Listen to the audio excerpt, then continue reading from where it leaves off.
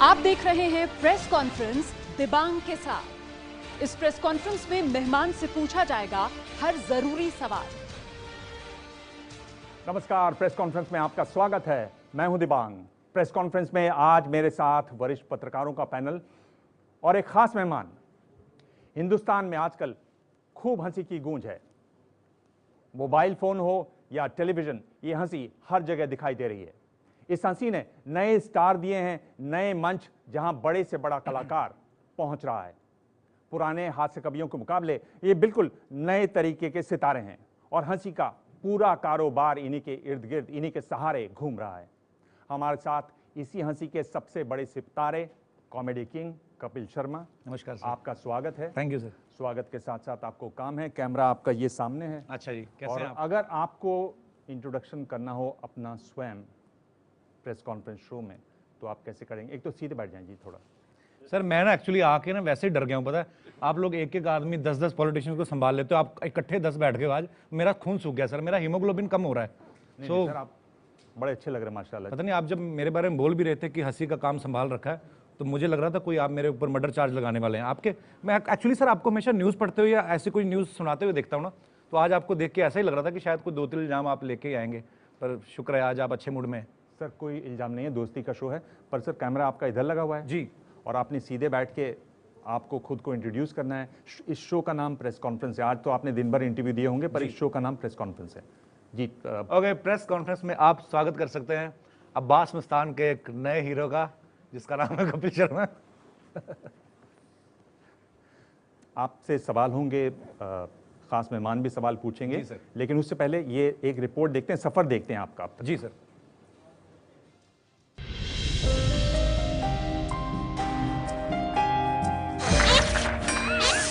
माँ की खोज सबसे पहले अंग्रेजों ने की। कॉमेडी नाइट्स के जरिए छोटे पर्दे के सुपरस्टार बन चुके कपिल अब फिल्मों में पहचान बनाने निकले हैं। अगर तीनों को जरा सी भनक लगी ना एक दूसरे की, या तो खुद मर जाएंगे या मेरे को मार डालेंगे। कपिल को स्टारडम विरासत में नहीं मिली थी। कॉमेडी शोज तो कई आए और चले गए, लेकिन जिस अंदाज के साथ कपिल के शो का आगाज हुआ, वो दौर अब तक जारी है। लगता है मेरी बीन हैंग हो गई है। लोकप्रियता का आलम ये है कि बॉलीवुड का हर छोटा बड़ा सितारा कॉमेडी नाइट्स विद कपिल की दहलीज पर पहुंचा है और अब छोटे पर्दे पर हंसी के जश्न का दोहरा शतक लगाकर कपिल बॉक्स ऑफिस की पिच पर उतरने जा रहे हैं। क्यों बुड्ढे? क्यों बुढ़े? क्यूट बुड्ढे? ऐसे बुड्ढे मार्केट में मिलते कहाँ हैं?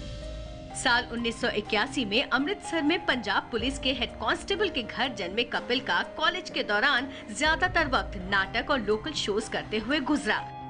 10 साल तक ये संघर्ष चलता रहा, लेकिन 2004 का साल कपिल के लिए कयामत की तरह गुजरा। कैंसर ने पिता को हमेशा के लिए उनसे छीन लिया। अब तो घर का खर्च तक चलाना मुश्किल हो गया था, लेकिन कपिल दोबारा रंगमंच पर उतरे।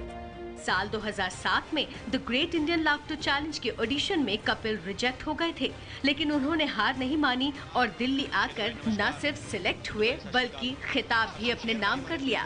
पहली वाली चूहिया बोली भी लड़के के दाम बाहर है।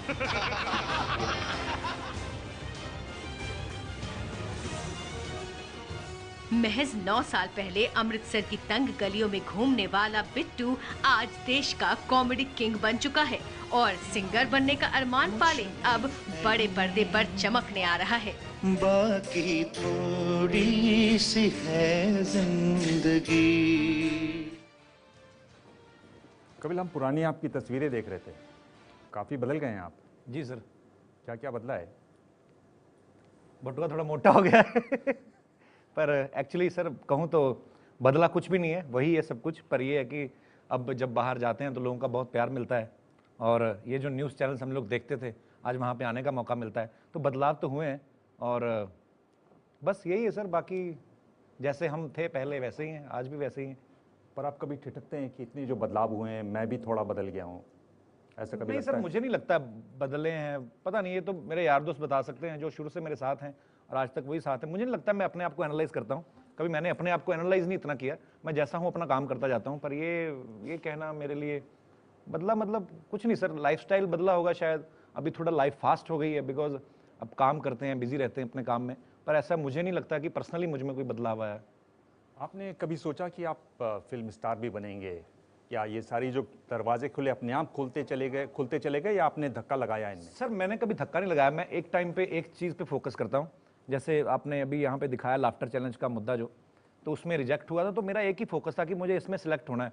उसमें पहले रिजेक्ट हुआ, फिर उसमें सिलेक्टिव भी मैं हुआ, मैं फिर उसका विनर भी बना बाद में उसी शो का। सो उसके बाद फिर अपने एफर्ट्स करता गया, जिस लेवल पे भी किया, टीवी शोज़ करता गया थोड़े बहुत। उसके बाद मेरे मन में एक चीज़ थी कि मुझे अपना शो प्रोड्यूस करना है, बिकॉज अभी तक मैं जिन भी शोज़ में काम करता हूँ उनके हिसाब से करता हूँ, उनके फॉर्मेट में काम करता हूँ। इंसान को अपनी स्ट्रेंथ मुझे लगता है उससे बेहतर कोई नहीं जानता कि वो क्या कर सकता है। सो मुझे ये था कि यार मैं एक अच्छा होस्ट बन सकता हूँ, क्योंकि मैं ऑलरेडी कर भी रहा था शो, काफ़ी सारे होस्ट, तो मैं पब्लिक के साथ इंटरेक्शन करता था लाइव शोज़ में। सो मैं चाहता था कि जब इंटरव्यूज़ होते हैं तो उसको फन वे में कैसे किया जाए, क्योंकि इंटरव्यू ऑलरेडी जितनी भी बॉलीवुड इंडस्ट्री के जो स्टार्स हैं, जैसे बच्चन साहब हैं, अगर आप उनसे बुला के उनको पूछें कि बच्चन साहब आपकी पहली फिल्म कौन सी थी या फिल्मों में कैसे आए, तो मुझे नहीं लगता कि वो जवाब किसी को पता नहीं होगा। सो मुझे वही करना था कि मैं अलग अंदाज से कैसे करूं। सो मैंने वो शो शुरू किया, उसके बाद सर अपने आप भगवान रास्ते बनाता जाता है, मुझे लगता है। तो यहाँ आपका इंटरव्यू भी हो रहा है और आप एक तरीके से घंटी भी बजाते रहेंगे। जब आपको लगेगा कि ये बोरिंग हो गया या ये सवाल सही नहीं, तो आप घंटी बजा देना। घंटी कहाँ है सर? ताली बजा देना। अच्छा ठीक है सर, ओके। आकांक्षा आप पूछिए अपना सवाल। हेलो कपिल, आकांक्षा जी, कैसी हैं आप? मैं एकदम बढ़िया हूँ।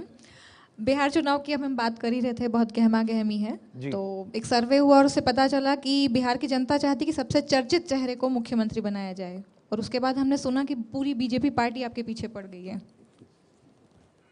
ये लाइन आप रिपीट करेंगे जरा? पर नहीं, ऐसा कुछ नहीं, मुझे तो ऑफिशियली तो आपने ये मजाक में पूछा कि सीरियसली बोल रही हैं आप?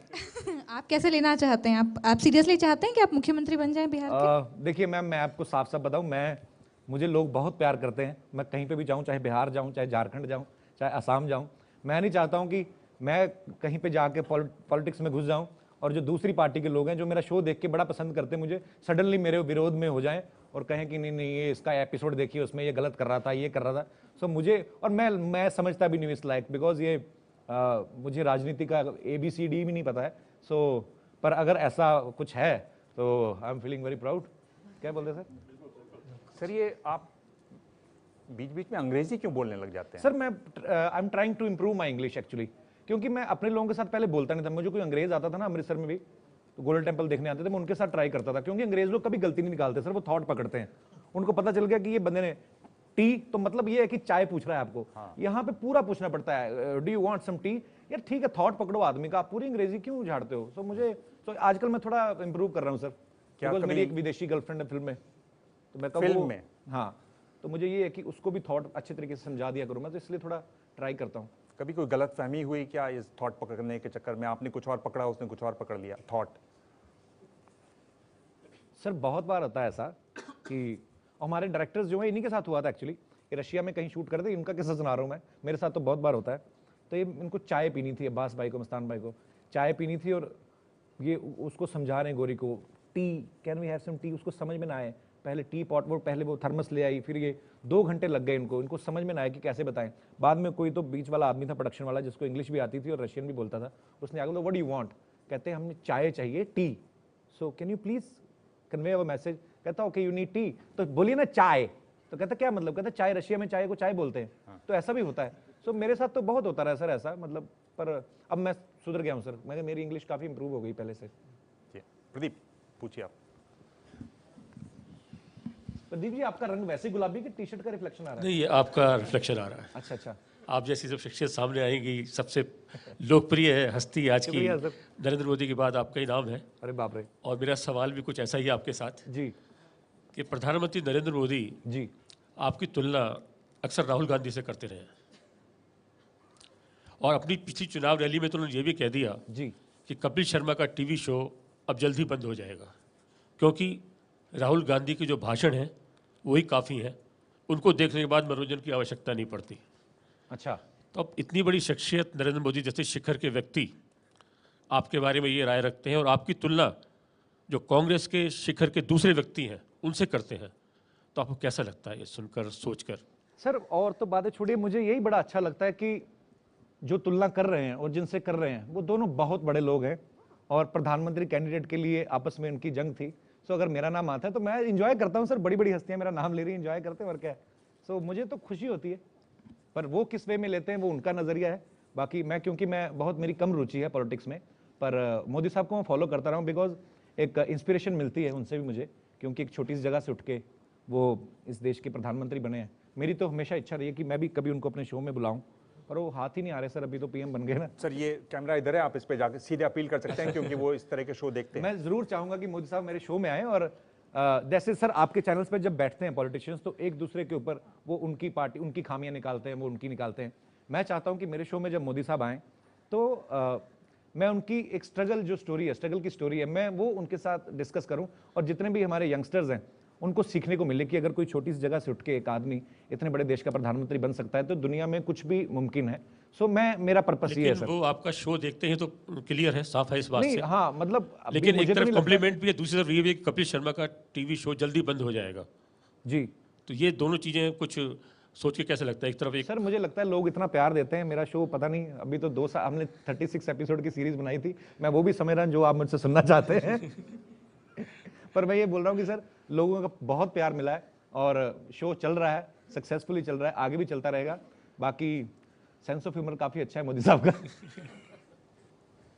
सर ये बताइए कि आप क्या कह रहे हैं, ये तो ऐसा देश है जिसमें 2 चीजों पे हर किसी की कोई ना कोई राय होती है, एक क्रिकेट और दूसरा पॉलिटिक्स जी। किसी से भी पूछ लो। आप क्यों कह रहे हैं कि पॉलिटिक्स से आप इतना बचते क्यों दिखाई सर? बचने की बात नहीं, एक्चुअली कभी इंटरेस्ट नहीं रहा मेरा। आप यकीन नहीं करेंगे, मैंने कभी आज तक भाषण नहीं सुने, कभी किसी का भी भाषण नहीं सर, बहुत कम। मैंने एक बार मोदी साहब का भाषण सुना जब ये अमेरिका में गए थे, मेडिसिन स्क्वायर में उन्होंने भाषण दिया। उस समय वो इसलिए ऐसा हुआ बिकॉज मुझे ऐसा लगता है कि पीएम मोदी पहले ऐसे पीएम है जो सब यंगस्टर्स को साथ लेके चलते हैं, चाहे वो किसी भी फील्ड में हो, चाहे बिजनेसमैन हो, चाहे वो सिंगर्स हो, चाहे हमारी फिल्म इंडस्ट्री से। उनको ये लगता है कि ये अपने अपने लेवल पे अच्छा काम कर रहे हैं, इनको लोग फॉलो करते हैं। सो मैं अगर इन सबको साथ लेके चलूं किसी भी मुहिम, जैसे आप स्वच्छता अभियान की बात कर लें तो उन्होंने मुझे भी नॉमिनेट किया, मेरे लिए बड़े गर्व की बात है। सो मुझे ऐसे लगता है कि मुझे इंटरेस्ट होता है उनको सुनने में, सो मैं उनको सुनता हूँ कभी कभी। आपको तो मालूम है वो कान में, आपको मालूम है कान में कुछ कुछ बोलते रहते हैं। मेरे को बोल रहे हैं कि ये बहुत ज्यादा मोदी मोदी कर रहे हैं, कहीं राज्यसभा तो नहीं जाना चाह रहे हैं? नहीं सर, मैं ये फिल्म का प्रमोशन करके घर तक चला जाऊं वो भी बड़ा है राज्यसभा में। सो अन्ना जी, अन्ना पता नहीं आज सभी सवाल राजनीति के ऊपर है। हाँ एक्चुअली मेरा भी आपका भी राजनीति के ऊपर है। 1-1.5 साल गोली मार दीजिए मुझे मिलके सारे 1-1.5 साल पहले मैंने आपको एक अवार्ड्स फंक्शन में देखा था और उस वक्त आपने कहा था कि आप अरविंद केजरीवाल जी के बहुत ही बड़े फ़ैन हैं और समर्थक हैं, और अरविंद जी वहाँ बैठे थे तो आपने उनसे भी कहा। तो अब इन 1-1.5 साल में आप अभी भी उनके फ़ैन रहे हैं? आपने देखा दिल्ली में क्या कुछ हुआ है, चुनाव के बाद वो सीएम बने, अभी भी आप उनके फ़ैन हैं? मैं जब गया था, एक्चुअली ये बात है, उस समय जब Indian of the year award दिया जाना था तो मैं जा नहीं रहा था। तो मेरे को एक बात बता दूं जी, ये अरविंद केजरीवाल और नरेंद्र मोदी, इनकी पार्टी अलग अलग है जी, मुझे पता है, और बिल्कुल अगल बगल बैठती नहीं है। तो मोदी जी की इतनी तारीफ करने के बाद आगे जो कहेंगे जरा सोच लीजिए। सर एक बात है, मैं दिल से कहना चाहता हूँ सर, मैं दिल से कहना चाहता हूँ, मैं अगर आप अरविंद केजरीवाल जी की बात करें, मुझे ये लगता है इंटेंशन उनकी भी कोई बुरी नहीं थी, समझ रहे हैं आप। लेकिन जो मुझे समझ में आता है सर, आप सब लोग दिग्गज लोग हैं, एक्सपीरियंस लोग हैं, मुझे ये लगता है कि इंटेंशन उनकी भी कोई बुरी नहीं रही होगी। अदरवाइज नहीं तो आदमी इतना खुल के कोई सामने आता नहीं है, रोज धरने पे बैठ जाना, ये वो सब करना। मैंने जब Indian of the year award लेने गया था, मुझे याद है, तो मुझे लगता था कि यार शाहरुख खान उसमें नॉमिनी है, फरहान अख्तर उसमें नॉमिनी है, तो मुझे क्यों मिलेगा। सो मेरा जो ढंग है बात करने का, केजरीवाल साहब सामने बैठे थे तो मैंने कहा, मैं आ नहीं रहा था पहले कि हो सकता है मुझे मिले ना मिले, लेकिन मेरी माँ ने कहा, उन दिनों वो नए नए जीते थे तो अभी सीएम बने नहीं थे, मैंने कहा कि मेरी माँ कह रही थी कि बेटा चला जा, तुझे भी मिल सकता है अवार्ड, हो सकता है, क्योंकि आजकल आम आदमी का सीजन चल रहा है तो मैंने इस वे में उनको कहा था, और मैंने ये भी कहा था। और सर डेमोक्रेटिक कंट्री का मतलब यही है कि जो आदमी अच्छा है, जिससे आदमी, जिसके इन्फ्लुएंस में आती है पब्लिक, उसको आगे आना चाहिए। जैसे उनका इंटरेस्ट है अगर पॉलिटिक्स में तो वो आए, और उनको लोगों ने सीएम बनाया भी। सो मैं ये नहीं कहता हूं कि मैं उनकी तारीफ कर रहा हूं तो मैं उनको ये कहूंगा कि वो नेगेटिव है। मुझे ऐसा लगता है कि वो भी कुछ अच्छा ही करना चाहते होंगे और अच्छा ही करना चाहते हैं, पर कई बार क्या होता है कि आपको प्रॉपर उतनी टीम शायद नहीं होती है या उतना एक्सपीरियंस नहीं होता है। सो मुझे ऐसे लगता है जो मैं न्यूज में देखता हूं सर। बाकी मेरे को आपने सवाल का जवाब नहीं दिया, क्या आप अभी भी उनके फैन हैं? मैं बिल्कुल फैन हूं, ऐसी बात नहीं है। आप देखिए, काम आदमी है, वो कहां से उन्होंने शुरू किया, वो आके पहले तो उन्होंने अन्ना हजारे साथ उन्होंने उस मुहिम में बैठे और उसके बाद में उन्होंने पब्लिक को इतना अपने साथ कर लिया कि वो सीएम बने। अब जब वो सीएम बने तो पूरी की पूरी सीटें वो लेकर गए। सो अगर उनके पब्लिक उनके कहने में है, उनको मानती है, तो मैं उस चीज़ का फैन हूं उनका, इसमें कोई दो राय नहीं है। सर आप ही बोल रहे हो ना? जी बिल्कुल मैं ही बोल रहा हूं सर, क्योंकि ये मैं ही बोल सकता हूं सर, क्योंकि मैं किसी पार्टी से संबंध नहीं रखता हूं, सो मैं इसलिए खुल के बोल रहा हूं। सर आप जो बोल रहे हो वो बड़े बड़े धुरंधर एक्सपर्ट बैठ के बोलते हैं, वही बोल रहे हो आप, बल्कि कम शब्दों में बोल रहे हो। इसका मतलब ये है कि मैं भी आ सकता हूं पॉलिटिक्स में। दरवाजा खुला हुआ है सर? नहीं सर, मैं जो कर रहा हूं मैं उसमें बहुत खुश हूं, क्योंकि मुझे सारी पार्टियां लाइक करती हैं। पर बिना फॉलो किए एकदम बिल्कुल आपने सही एनालिसिस कर दिया अरविंद केजरीवाल सर बिल्कुल, जो हम लोग न्यूज में देखते हैं आप ही लोगों के माध्यम से पता चलता है, नहीं तो हम लोग क्योंकि खुद टीवी में काम करने वाले, फिल्म से ज्यादा टीवी वाले जो है वो ज्यादा निचुड़ते हैं, तो बहुत कम मौका मिलता है। चलिए, कपिल शर्मा की पकड़ अच्छी है, एक बात तो ये साफ हो गई है जी। या सर शो की बात करेंगे कपिल, सबसे बड़े कॉमेडियन हैं, हम सब ये बात कर चुके हैं, इतनी फॉलोइंग है आपकी, लेकिन हम पिछले 2 साल 2.5 साल से देख रहे हैं जब से वो शो शुरू हुआ है, उसमें शमोना आपकी पत्नी के रोल में है और जितनी भी कॉमेडी उनके अराउंड फोकस है वो सब उनका मजाक उड़ाना है। आप हर एपिसोड में उनके होठों का मजाक उड़ाते हैं, उनके आंखों, उनके चेहरे का। तो इस तरह की कॉमेडी एक तो थोड़ी पुरानी हो गई है और दूसरा कहीं ना कहीं अपमान भी है, कई महिलाओं को बुरा लगता है। तो आपको नहीं लगता थोड़ा आगे बढ़ना चाहिए उस तरह? सर एक दिन के लिए ना मेरा शो छोड़ के कई और शो देख के देखिएगा। मेरे शो के बारे में बातें इसलिए होती हैं क्योंकि बहुत पॉपुलर हो गया। आप देखिए, ये यूनिवर्सल सच है, अगर आप किसी भी कॉमेडी शो में देखें ना, बड़ा इजी होता है बिलो द बेल्ट उतर जाना। आज हमारे शो को बच्चे पसंद करते हैं, अपने माँ बाप के साथ देखते हैं। एक बहुत ही बड़े जर्नलिस्ट थे, उन्होंने मुझे फ़ोन करके बोला कि मैं और मेरी बेटी कभी आज तक एक चैनल नहीं देखते हैं, मैं कभी कुछ देखता हूँ, वो कुछ देखना चाहती है। ये 20 साल बाद हुआ है कि हम लोग एक ही शो देखते हैं। सो मुझे लगता है कि अगर एक छोटी मोटी बात को लेकर अगर कोई बवाल उठाता भी है कि आप अपनी बीवी का मजाक उड़ाते हैं, नहीं, सो मैं उन चीज़ों को थोड़ा सा इग्नोर कर देता हूँ। मैं ये देखता हूँ कि बाकी जनता जो है खुश हो रही, 2.5 साल से टचवुड नॉन फिक्शन में नंबर 1 है। सो सर मैं कोई, मुझे भगवान ने कोई आइंस्टाइन वाला दिमाग तो बना के भेजा नहीं कि मैं कि बम फोड़ दूंगा एकदम से। मैंने एक छोटी सी कोशिश की, एक छोटे से शहर से निकला, मैं म्यूजिक सीखना चाहता था। हमारे स्कूल में म्यूजिक का कुछ नहीं था, मेरे कॉलेज में कुछ म्यूजिक का नहीं था। मुझे बेसिक जो मुझे चीज़ें चाहिए थी वो मुझे कभी नहीं मिली, जो मैं अब हमेशा मुद्दा रखता हूँ कि ये सब चीज़ें मिलनी चाहिए स्टूडेंट्स को। सो अगर मैं करता हूँ तो हो सकता है मैं गलतियाँ भी करता हूँ, सो मुझे उस चीज़ का मलाल कोई नहीं है सर। और आप ये भी देखिए, वो मस्ती मजाक में होता है। मियाँ बीवी आप सब मेरे ख्याल से तकरीबन तो शादीशुदा ही हैं। आप भी शादीशुदा हैं? आप नहीं है? आप लेट नहीं हो रहे? अच्छा, तो कई बार होता है कि हम लोग, ये यूनिवर्सल सच है सर, अंग्रेजों की तरह हम नहीं है जो कैलेंडर की तरह बीवियां बदलते हैं। कैलेंडर भी दिसंबर में बदलता है, वो जून जुलाई में जब दिल होता है उनका। हम लोग एक ही पत्नी से शादी करते हैं, 7 जन्म तक उसी के साथ रहने का वादा करते हैं, वादा कर लेते हैं, फिर बाद में पछताते भी हैं कि ज्यादा हो गया। तो हंसी मजाक और थोड़ा एक 2 बर्तन होते तो खटकते हैं, वही मैं अपने शो में दिखाता हूँ। मेरी अपब्रिंगिंग जैसे हुई है, मेरे माँ बाप जब थोड़ा बहुत लड़ाई झगड़ा करते थे हंसी मजाक में, तो मेरे पापा हमेशा मेरे नाना नानी का मजाक उड़ा देते थे, मेरी मम्मी मेरे पापा के रिश्तेदारों का। तो मैंने जैसे क्या कहते थे, बड़ी पुरानी बातें हैं। सो मैं उसको अपने अंदाज में कह देता हूँ। सो मुझे नहीं लगता है सर कुछ पुराना है। अगर लोगों के चेहरे पे स्माइल आ रही है, आप और शो देखिए, अजीब अजीब खबरों में देख लीजिए। ये जो पूछ रहे हैं सवाल, ऐसा आप कहते क्या हैं? आप क्या कहते हैं? कुछ नहीं, मैं कभी कभी बोल देता हूँ उसको कि तेरे बाप को हमारे घर में नहीं रहना चाहिए, क्यों एक दामाद के घर पे ससुर रह रहा है। ऐसी छोटी छोटी बातें होती हैं हर चीज में। सर देखिए, आज आप कह रहे हैं कि आपका शो नंबर 1 है, तो वो चीजें पसंद की तभी। आप अपने न्यूज में देख लीजिए, आप कितना कुछ बदलाव आया। आप भी कुछ ना कुछ नया करते रहते। पहले की न्यूज आप देख लो सर, पहले कैसी न्यूज होती थी जब एक ही सरकारी चैनल होता था, एक आदमी एक न्यूज पढ़ता था, उसका इंटरेस्ट भी नहीं होता था, बिल्कुल लगता था इनको चेक लेट हो रहा है, तो वो खुशी वाली खबर भी दुख से ही सुनाते थे। भारत ने श्रीलंका को इतने स्कोर से हराया, तो ऐसा लग रहा था इन्हीं की वजह से हारा श्रीलंका, जो न्यूज पढ़ रहे हैं। अब देखो आप कितना कमर्शियल, आप ही के चैनल पे एक प्रोग्राम आता है, ध्यान से देखिए ये कातिल, वो इतने कॉन्फिडेंस से कहते हैं सर बच्चा अपने बाप बहुत पसंद है ना। अब इसमें आपको और भी लाइन आती है इसकी कोई? सर हमारे बड़े पसंद है। अच्छा सर, ये जरा सुना दीजिए एक बार। यही कहीं तो नहीं कहीं। मुझे बड़े पसंद है एक्चुअली, वो उनका स्टाइल अच्छा है सर। तो न्यूज सुनने, मुझे न्यूज सुनने से ज्यादा मुझे उनका जो एक्सप्रेशन है, उनकी डिलीवरी है, उसमें मजा आता है। वो जब किसी के बारे में न्यूज बताते हैं ना कि पकड़ा गया कातिल, ये वो जब भी बताते हैं मतलब कि ध्यान से देखिए इस कातिल की फोटो। कातिल की फोटो बाद में दिखाते हैं, पहले मैं उनकी तरफ देता हूँ, कहीं अपनी बात तो नहीं कर रहे। सर ऐसे ही चलाइएगा, मत काट दीजिएगा। मेरे बड़े फेवरेट हैं, उनको बोलिएगा आप। चलिए वो चलेगा जी। ये आपने जो सवाल पूछा है वो इस क्लिप में भी है, इस पर भी और बात होगी जी। ये क्लिप देखिए। इसका स्टाइल देखो, बहुत ज्यादा केमिस्ट्री जम रही है। अब केमिस्ट्री तो उसी के साथ जमेगी ना जिसकी फिजिक अच्छी हो। तू अपनी ज्योग्राफी देख, तू केमिस्ट्री छोड़, तू कुल्फी जमा जाके दही जमा। आइडिया मैंने दिया, तो ये शादी की शेरवानी यहाँ कैसे आई? वो तो मैं राजा रानी का ड्रामा कर रहा था। राजा रानी का क्यों? भाई बहन का ड्रामा नहीं कर सकते आप? तेरा तानपुरे जैसा मुंह है, तू बात भी मनहूसी करेगी तू। राजा रानी का भाई बहन का ड्रामा क्यों करूं मैं उनके साथ? ये आपकी पत्नी है शो में? जी थोड़ी सी है जी। सर ये बड़ा खतरनाक, ये रखना है शो में कि हटा दूं इसको? नहीं, आपकी मर्जी है सर। अब आपके हत्थे चढ़ गए हो, मैं मुझे पता है यहाँ पे मर्डर ही है मेरा आज। जी जी सर। जी पूछिए सर अपना सवाल। मुझे ऐसा क्यों लग रहा है आपने बड़ा कोई गंभीर सा सवाल पूछना है सर? कोई काले धन को लेकर पूछने वाले हैं? नहीं सर, काले धन। अच्छा कपिल जी, मेरा आपसे सवाल है कि बॉलीवुड में हम करें इंडस्ट्री की बात करें तो जिसने भी माइक आप अपनी तरफ, हाँ बिल्कुल, जिसने भी यहाँ पर अपनी इमेज को चेंज करने की कोशिश की, दिल्ली से मुकेश गए गायक बनने के लिए, बने वहाँ जाकर जी एक्टर बनने गए, हीरो बने। शैलेंद्र सिंह बॉबी से आए, पहले गाने से सुपर डुपर गए, उसके बाद आप सोनू निगम लीजिए, बाद में हीरो बनने का प्लान आया और हीरो बने। लेकिन विडम्बना ये है कि वो सभी के सभी वापसी अपने घर पर वहीं आए जी। वो गायक बने, वो दोबारा गायक बने।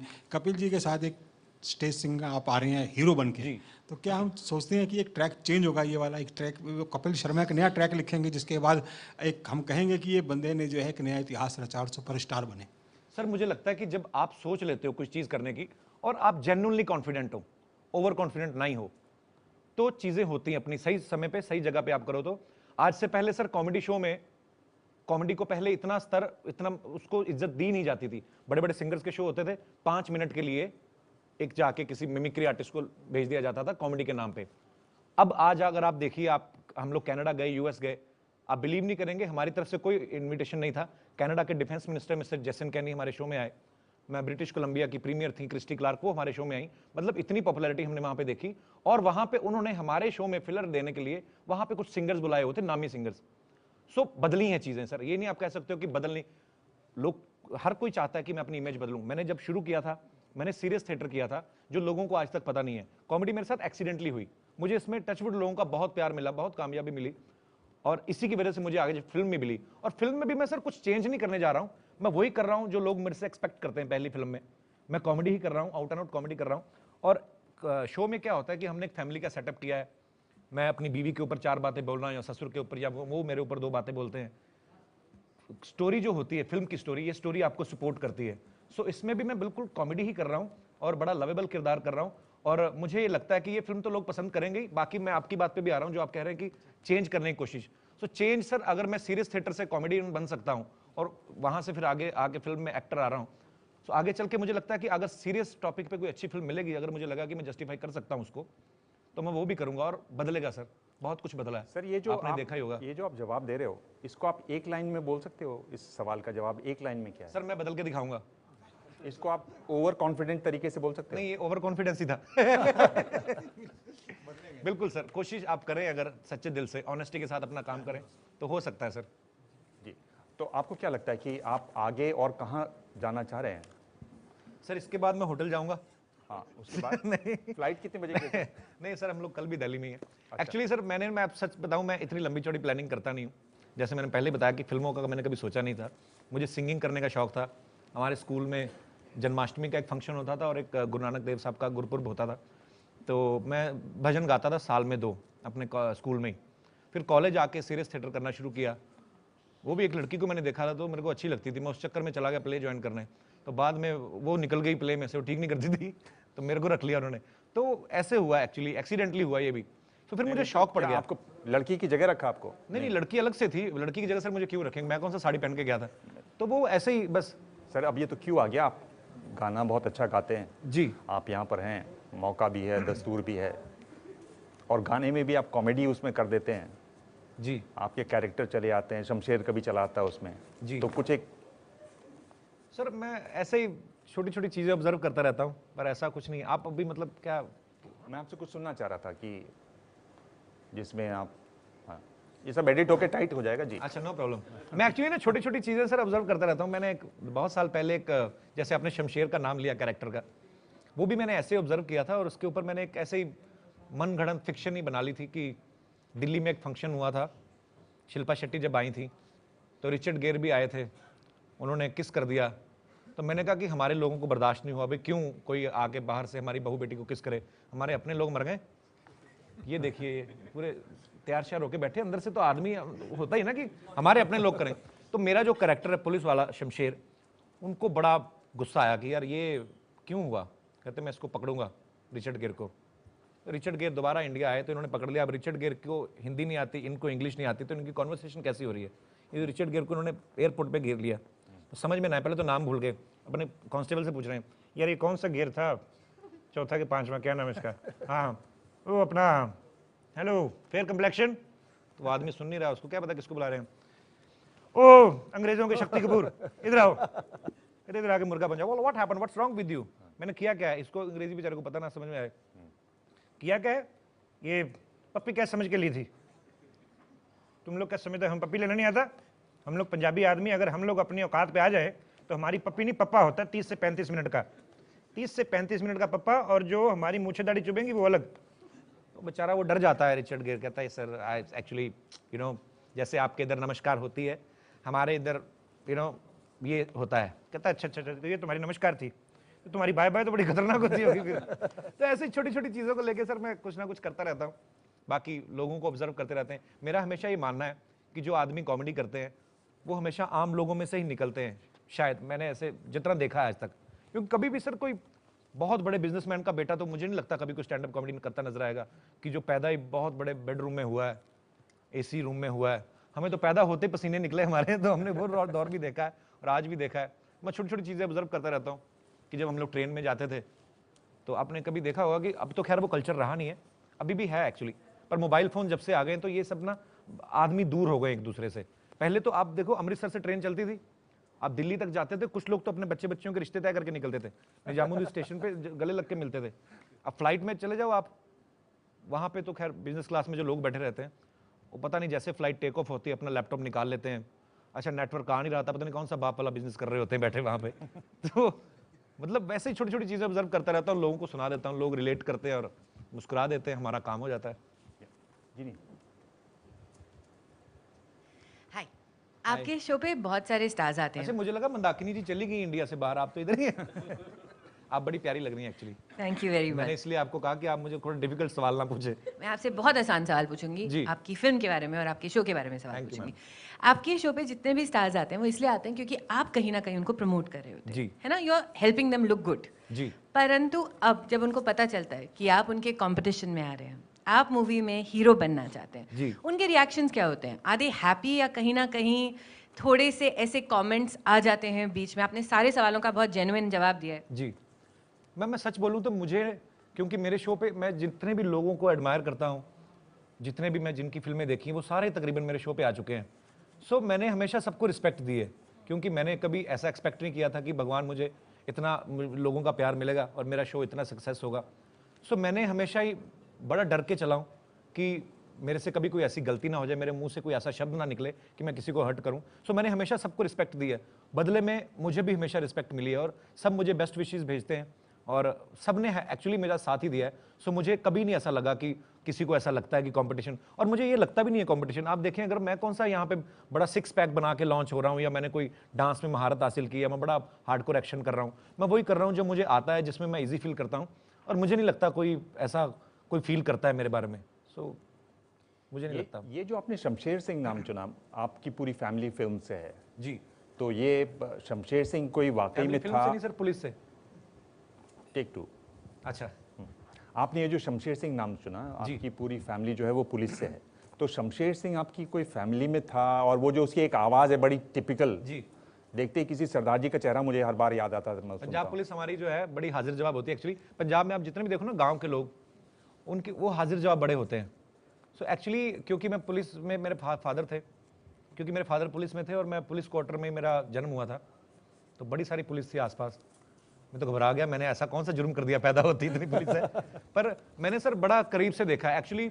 बहुत सारे लोग हैं, जब कोई व्यंग करता है, जब कोई कॉमेडी करता है, तो वो पुलिस वालों के ऊपर मजाक बनाते हैं या पुलिस ऐसा करती वैसा करती है। मेरा शायद उनको देखने का नज़रिया दूसरा था, क्योंकि मेरे फादर खुद पुलिस में थे। इतनी मेजर सर्जरीज होने के बाद, कैंसर का पेशेंट थे वो सुबह 4 बजे कभी उठ के जाना पड़ता था उनको, रात की शिफ्ट होती थी, कभी कभी 6-6 दिन ड्यूटी लगती थी कि प्रधानमंत्री अमृतसर आने वाले हैं माथा टेकने, तो 6-6 दिन से वो खड़े हैं, प्रधानमंत्री आए ऊपर से जहाज से निकल गए, तो बेचारे नीचे खड़े हैं। सो मैंने वो रूप देखा है सर उनका।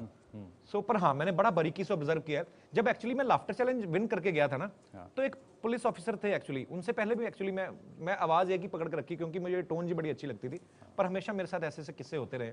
मैं पुलिस लाइन में गया तो 1-2 लोग फोटो खिंचाने लगे, तो एक थे इंस्पेक्टर, उन्होंने नहीं देखा होगा टीवी, तो मुझे बुला ले, कहते इधर आओ। मैं कहा जी सर।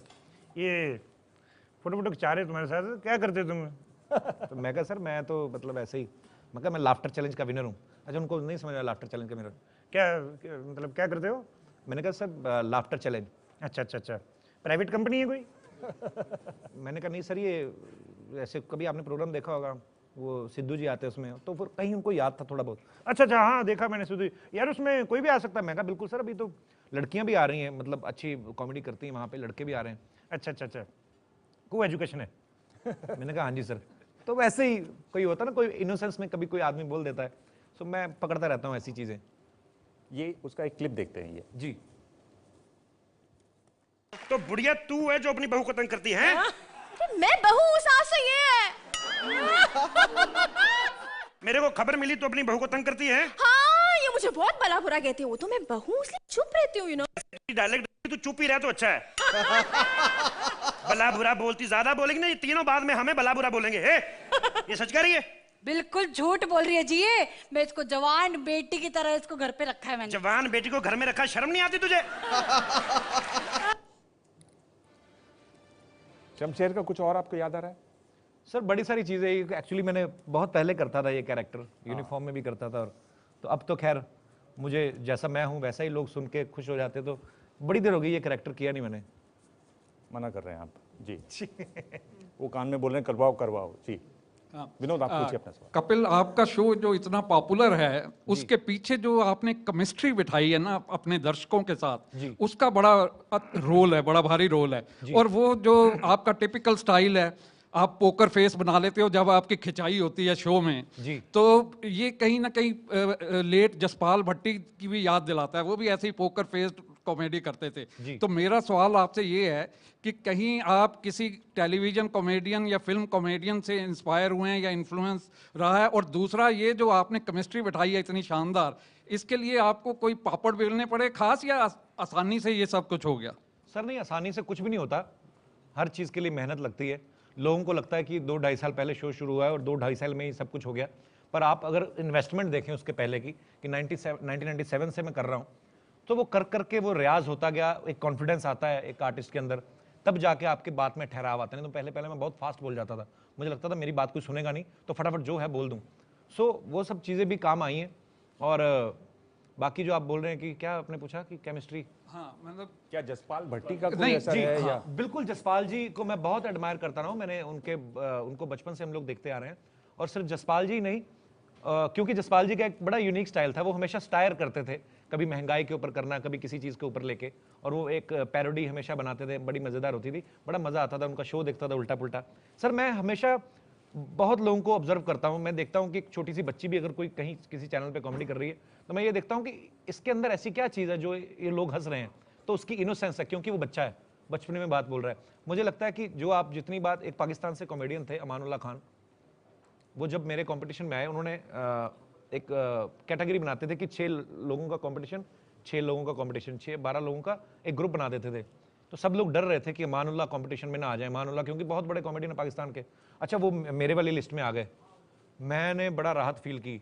तो मेरे दोस्त कहते तू बड़ा अजीब आदमी है, तू क्यों ऐसे? मैं कहा यार देख, मैं तो जीत के मान के चल नहीं रहा था कि जीतना है, मुझे ये था कि यार हार सकते हैं आगे चल के, बिकॉज भगवंत मान थे और इतने बड़े बड़े कॉमेडियन जब सब इतने सालों से काम कर रहे हैं, मैंने कहा हारना तो वैसे भी है, कम से कम इनसे हार के जाएंगे ना तो थोड़ी इज्जत रहेगी कि अमानुल्लाह घर से हार के आया है, ऐसे किसी से हार के नहीं आया। तो मैं कहा मैं इसलिए, पर उसका पॉजिटिव रहा मेरे लिए, क्योंकि मैं डर नहीं रहा था, तो मुझे खुशी थी कि अब मैं इनसे हार के जाऊंगा, अब मेरे शहर में लोग कहेंगे, क्योंकि पंजाब में सब जानते थे कि अमानुल्लाह खान से हार के आया। सो वो उसका इतना इफेक्ट पॉजिटिव में चला गया कि मैं उस कॉम्पिटिशन में विनर रहा। सो सर मैं हर एक से सीखता हूँ। अगर मैं देखूँ, मैं बच्चन साहब को देखता हूँ कभी, वो जब कॉमेडी करते हैं, उनके जैसे एंग्री यंग मैन उनको लोग बोलते हैं, एक्शन बड़ा अच्छा करते हैं, गंभीर भाव जो उनके बड़े अच्छे आते हैं, लेकिन जब वो कॉमेडी करते हैं तो वैसे ही हो जाते हैं शरारती। सो मैं हर एक को ऑब्जर्व करता हूँ सर, अगर कॉपी नहीं करता हूँ किसी को, पर ये कोशिश करता हूँ कि इनमें ऐसा क्या है जो वर्क करती है चीज़, सो उसको अपने ढंग से या जो भी है, इतनी अपनी डेफिनेशन दूंगा लोगों को लगेगा कि बड़ा ये FTI का चेयरमैन बनना चाहता है। मैं ऐसे ही मतलब जो मेरे दिल में आता है मैं बोल देता हूँ सर। ये बच्चन साहब को सलाम करते हुए जी, बच्चन साहब का कुछ आप दिखाना चाहें, बताना चाहें? नहीं सर, मैं बच्चन साहब बहुत उनको सलाम करते, उनको सलाम के तौर पर मैं सर एक्चुअली बच्चन साहब का या तो मैं उनको मिमिक करूं तो तब मजा है, नहीं तो अदरवाइज तो मैं नहीं सर, मेरे से मैं करता नहीं एक्चुअली। मिमिक नहीं करते? नहीं सर, बिल्कुल नहीं। आप करना नहीं चाहते हैं? नहीं, मैं बच्चन साहब ये कह रहे हैं कि नहीं करना चाहते हैं आपका। नहीं, मैं करता नहीं। मैं कौन है वहां पे जो आपको उल्टी सीधी राय दे रहे हैं? नहीं, आप नहीं करना चाह रहे हैं? मैं करता नहीं हूँ सर एक्चुअली, बच्चन साहब की मिमिक्री कभी नहीं करता हूँ मैं। आपने, पर मिमिक्री ऐसा नहीं है, मिमिक्री कॉमेडी शोज में एक बहुत बड़ी चीज़ होती है और आपने भी कई मिमिक्रीज की हैं। जैसे आप, मैंने पिछले 2 दिनों में आपके करीब 24 घंटे के टेप देखे हैं। अच्छा। और उसमें नाना पाटेकर की आपने मिमिक्री कभी निकल जाती कोई आवाज़ गलती से, मेरी कोशिश होती है अच्छी निकालूं, लेकिन निकलती किसी और की है, तो मैं ऐसे कभी मस्ती मजाक में हो तो एक आध आवाज़ निकाल देता हूँ, पर ऐसे नहीं। चलिए, गाना हम आपसे आगे सुनेंगे। मिहिर, आप अपना सवाल पूछो। जी मिहिर, कैसे आप? बढ़िया। आपका शो टीवी पे बड़ा सुपरहिट है, अब आप फिल्मों में जा रहे हैं। हमारी फिल्म इंडस्ट्री उतनी रहमदिल नहीं है आउटसाइडर्स के लिए। फिर जैसा जिनी जी ने कहा कि आपके यहाँ पे तो फिल्म स्टार्स आते रहे हैं, आप उनकी काफ़ी मजाक बनाते भी रहे हैं, तो क्या लग रहा है जैसा का तैसा? मुझे नहीं लगता सर कोई आप किसी के लिए रहमदिल होना या नहीं होना। आप एक चीज़ हमेशा देखना है, आप एक चीज़ हमेशा नोटिस करना, फिल्म इंडस्ट्री जो है ये बड़ी फेयर इंडस्ट्री है। Fair in the terms of, आप अगर किसी बहुत बड़े बिजनेसमैन के बेटे हो, जितना मर्जी करोड़ों रुपया लगा लो आप, या किसी बहुत बड़े फिल्म स्टार के बेटे हो, जब तक आपके अंदर वो आग नहीं है, आपके अंदर वो टैलेंट नहीं है, आपको एक्सेप्ट नहीं करते हैं लोग। इंडस्ट्री के हाथ में नहीं एक्सेप्ट करना लोगों के हाथ में है। सो अगर मैं उठ के एक टीवी शो ऐसा बनाया जिसमें फिल्म स्टार्स बहुत कम आते हैं टीवी शोज में, अब एक शो ऐसा बना कि जिसमें सब बड़े बड़े स्टार्स वहां पे आए, सो अगर उन लोगों ने वहां पे एक्सेप्ट किया है, सो मुझे नहीं लगता कि कोई रहमदिल होता है या ऐसी कोई बात होती भी है। ये लोगों का प्यार होता है और लोग। क्या पहले के मुकाबले कुछ ज़्यादा आसान हुआ है हीरो के तौर, मतलब एक्टर्स बहुत आए हैं लेकिन सीधे हीरो के तौर पे ब्रेक मिलना? सीधे तो नहीं मिला। आप मेरी हिस्ट्री देखिए तो मैंने बड़े पापड़ बेले सर, सीधा तो कुछ नहीं मिलता। सीधी तो जलेबी भी नहीं होती आजकल सर। पता क्या होता है एक्चुअली, मुझे ये लगता है, मेरे को सवाल भूल गया, मैं भटक जाता हूँ एक्चुअली, मेरी सोच इधर उधर चली जाती है। आप दोबारा रिपीट। मैं पूछ रहा हूँ कि आउटसाइडर्स के लिए आना क्या ज्यादा आसान हुआ है पिछले कुछ सालों में? जैसे आप रियलिटी शो से आए तो टीवी एक नया मौका देता है। आप फिल्म इंडस्ट्री की हिस्ट्री देखें तो सारे आउटसाइडर्स थे। आप देख लिए पृथ्वीराज कपूर साहब के दौर से, आप देखिए अगर राज कपूर साहब की सारी फैमिली वो सब मुंबई गए थे, पृथ्वीराज कपूर साहब गए थे। बच्चन साहब को आप देखिए इलाहाबाद से निकल के मुंबई में गए, अपना नाम बनाया। शाहरुख खान साहब को देखिए आप, तो मुंबई में बहुत सारे जो आउटसाइडर्स हैं आज उन्होंने अच्छा नाम कमाया। सो मुझे ऐसा नहीं लगता कि आउटसाइडर्स आजकल इजी है कि मुश्किल है ये कहना। मुझे नहीं लगता कि मुझे पता है इस बात के बारे में, लेकिन ये कि बहुत सारे चैनल्स हो गए हैं और आजकल डिजिटल वर्ल्ड है। आप में अगर टैलेंट है, आप मोबाइल से अपना वीडियो बना के आप यूट्यूब पे डाल दीजिए। सो अगर आप में टैलेंट है तो आप नोटिस हो जाते हो। सो मुझे लगता है कि जितने सारे चैनल्स हैं, जितना सारा आजकल प्लेटफॉर्म है, ईजी है, लेकिन उसके लिए टैलेंट भी होना जरूरी है। और टैलेंट में भी सर, क्योंकि इतने सारे चैनल्स हैं तो इतना सारा डिजिटल वर्ल्ड है, तो लोग भी जो प्रिपेयर होके आते हैं वो भी थोड़े ज़्यादा तैयार होके आते हैं। पर अपने टैलेंट दिखाने का मौका ज़्यादा है। मौका है ज़्यादा, बिल्कुल। आपको ये वो गाने का क्यों आ गया? बिल्कुल जी, कि ये बड़े पर्दे वाले, ये तो नहीं कहते छोटे पर्दे वाले से कि मेरे अंगने में तेरा क्या काम है। ये गाना आपको अच्छा आता है, मेरे को ये बताया जा रहा है, और आप अच्छा गाते भी हैं इसको। जी, एक्चुअली मेरा बड़ा फेवरेट सॉन्ग है, बच्चन साहब ने गाया। जब वो हमारे शो में आए थे तो हमने सुना भी था उनसे, तो मैं गाऊं? अच्छा, सॉरी बच्चन साहब आपका गाना गाने के लिए कह रहे हैं, पर इनको मना नहीं कर सकते अभी। अरे मेरे अंगने में तुम्हारा क्या काम है, मेरे अंगने में तुम्हारा क्या काम है, जो है नाम वाला टंग टंग टंग, उनका जो म्यूजिक बजता है, अरे जो है नाम वाला वो ही तो बदनाम है, मेरे अंगने में तुम्हारा क्या काम है। बच्चन साहब का बेस बहुत भारी है, उनकी आवाज़, तो इसलिए मैं कोशिश कर रहा था पर नहीं निकलता। ये गाना आपने सीखा हुआ है? आप गाना गाने के लिए वहाँ पहुँचे थे? सर मैंने सीखा नहीं था एक्चुअली, मैं यूथ फेस्टिवल्स में जैसे थोड़ा बहुत गाते थे, या हमारे जो म्यूजिक टीचर आगे चल के कॉलेज में जो स्पेशली आते थे हमें तैयार करवाने, हालांकि स्कूल में ऐसा म्यूजिक सब्जेक्ट था नहीं, ना कॉलेज में था, पर कॉन्ट्रैक्ट बेस्ड पे वो हायर करते थे यूथ फेस्टिवल के लिए तैयारी करवाना। बाकी मैंने सर जब कॉलेज से बाहर निकला तो उसके बाद काम करना था, कुछ पैसे कमाने थे, तो क्या करते, तो मैं ऐसे स्टेज शो करता था दूसरे सिंगर्स के साथ, मेन में भी नहीं, कोरस पीछे करना, पर वो बड़ा मुश्किल होता था सर। वो भी मतलब सांप की बिल में से पैसे निकालने वाला हिसाब होता था। मतलब किस शो में चले जाना, ऐसे ही शादियों के शोज होते थे। अच्छा। तो जो जिन्होंने शो करवाया, जिन्होंने पैसे सिंगर को बुलाया, मैं सिंगर के पीछे खड़ा हूँ, पीछे पीछे लाइन रिपीट करनी, कोरस करना। तो कभी कभी जो लड़के का जीजा है, कोई उठ के पी के दारू पे गोली चला रहा है, और उस समय सुर बिगड़ जाते हैं सबके। कोई कितना भी क्लासिकल सीखा हो, सुर हिल जाते, सामने बंदूक चल रही हो ना, तो मेरे को बड़ा डर लगता था। सीधे बंदूकें चल रही हैं और उसमें फरमाइश भी करते हैं फिर ऐसी। फिर मैंने और भी बड़े सारे सिंगर्स से मैंने ऐसे डिस्कस किया। मैंने कहा आप सब लोग, जैसे दलेर पाजी हैं, मैं उनका बड़ा फ़ैन हूँ उनका। मैंने उनसे पूछता, मैंने कहा पाजी आपने इतना स्ट्रगल किया है आप भी, तो उन्होंने भी अपने मुझे किस्से सुनाए। तो मुझे लगा कि यार ये सबके लिए बड़ा मुश्किल ही होता है, सब ये दौर देख के ही आते हैं। सो बड़ी बार ऐसा होता है कि ऐसे पिस्तौल निकाल के बोलते हैं ये गाना सुनाओ, आदमी को आता भी नहीं, पर शुरू कर देता है कि कोई नहीं पहले ये शुरू करूँ, उसके बाद ये नाचेगा। तो फिर चाहे अब मैं उसको धुन को ही लहराता जाऊँ, इसको खुश रखो भाई, कहीं गोली ना मार दे।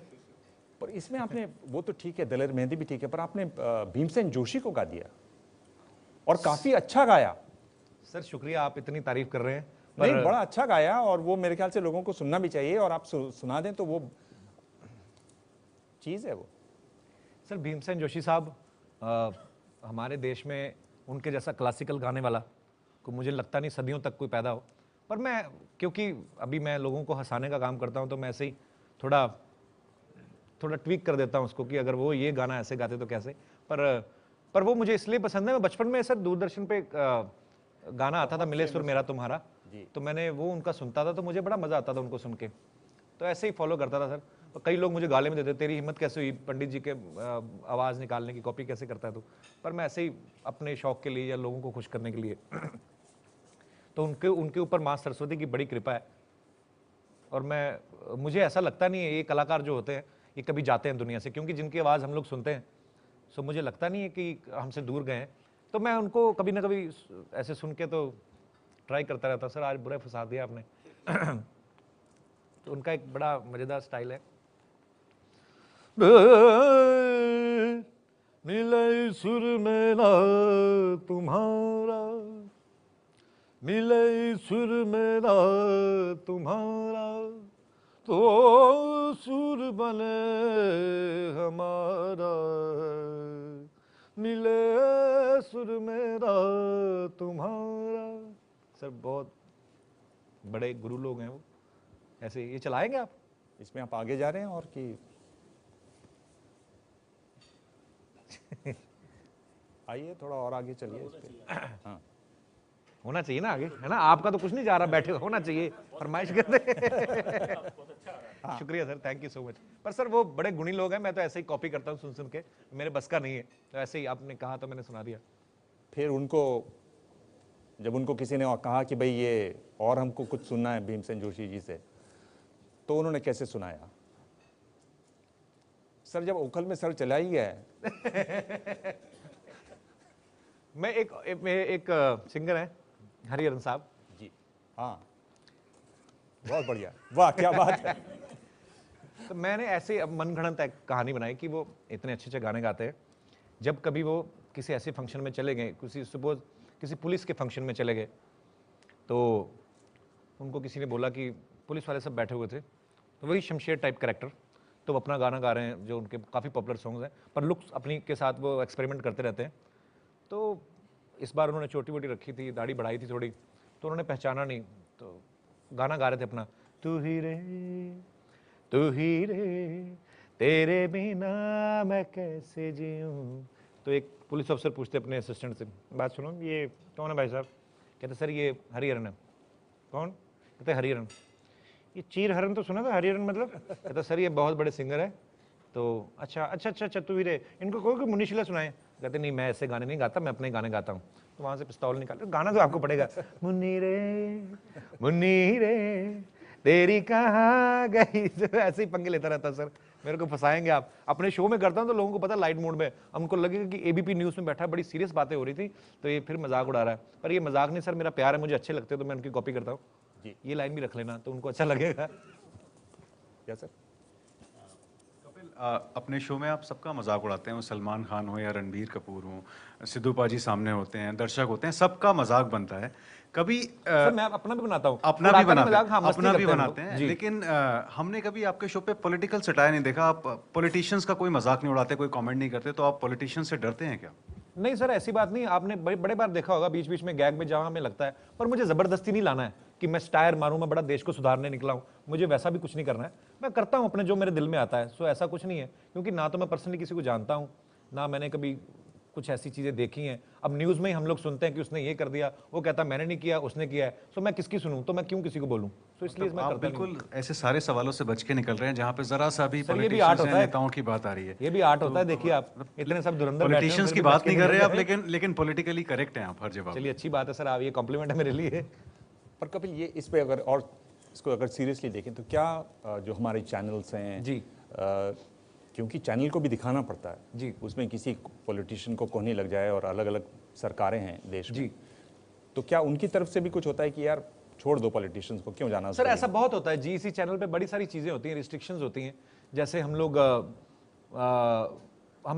एक्चुअली बड़ा होता है, हम लोग कभी कभी फ्लो में बोल जाते हैं बड़ी सारी चीज़ें, पर वो कट भी जाती हैं बिकॉज जी इसी चैनल है। जैसे आपको न्यूज़ चैनल्स पे आपको बहुत फ्रीडम है कि आप किसी भी मुद्दे को लेकर बात कर सकते हैं, किसी को बिठा सकते हैं। जीसी चैनल पे ऐसी बड़ी सारी रिस्ट्रिक्शंस होती हैं।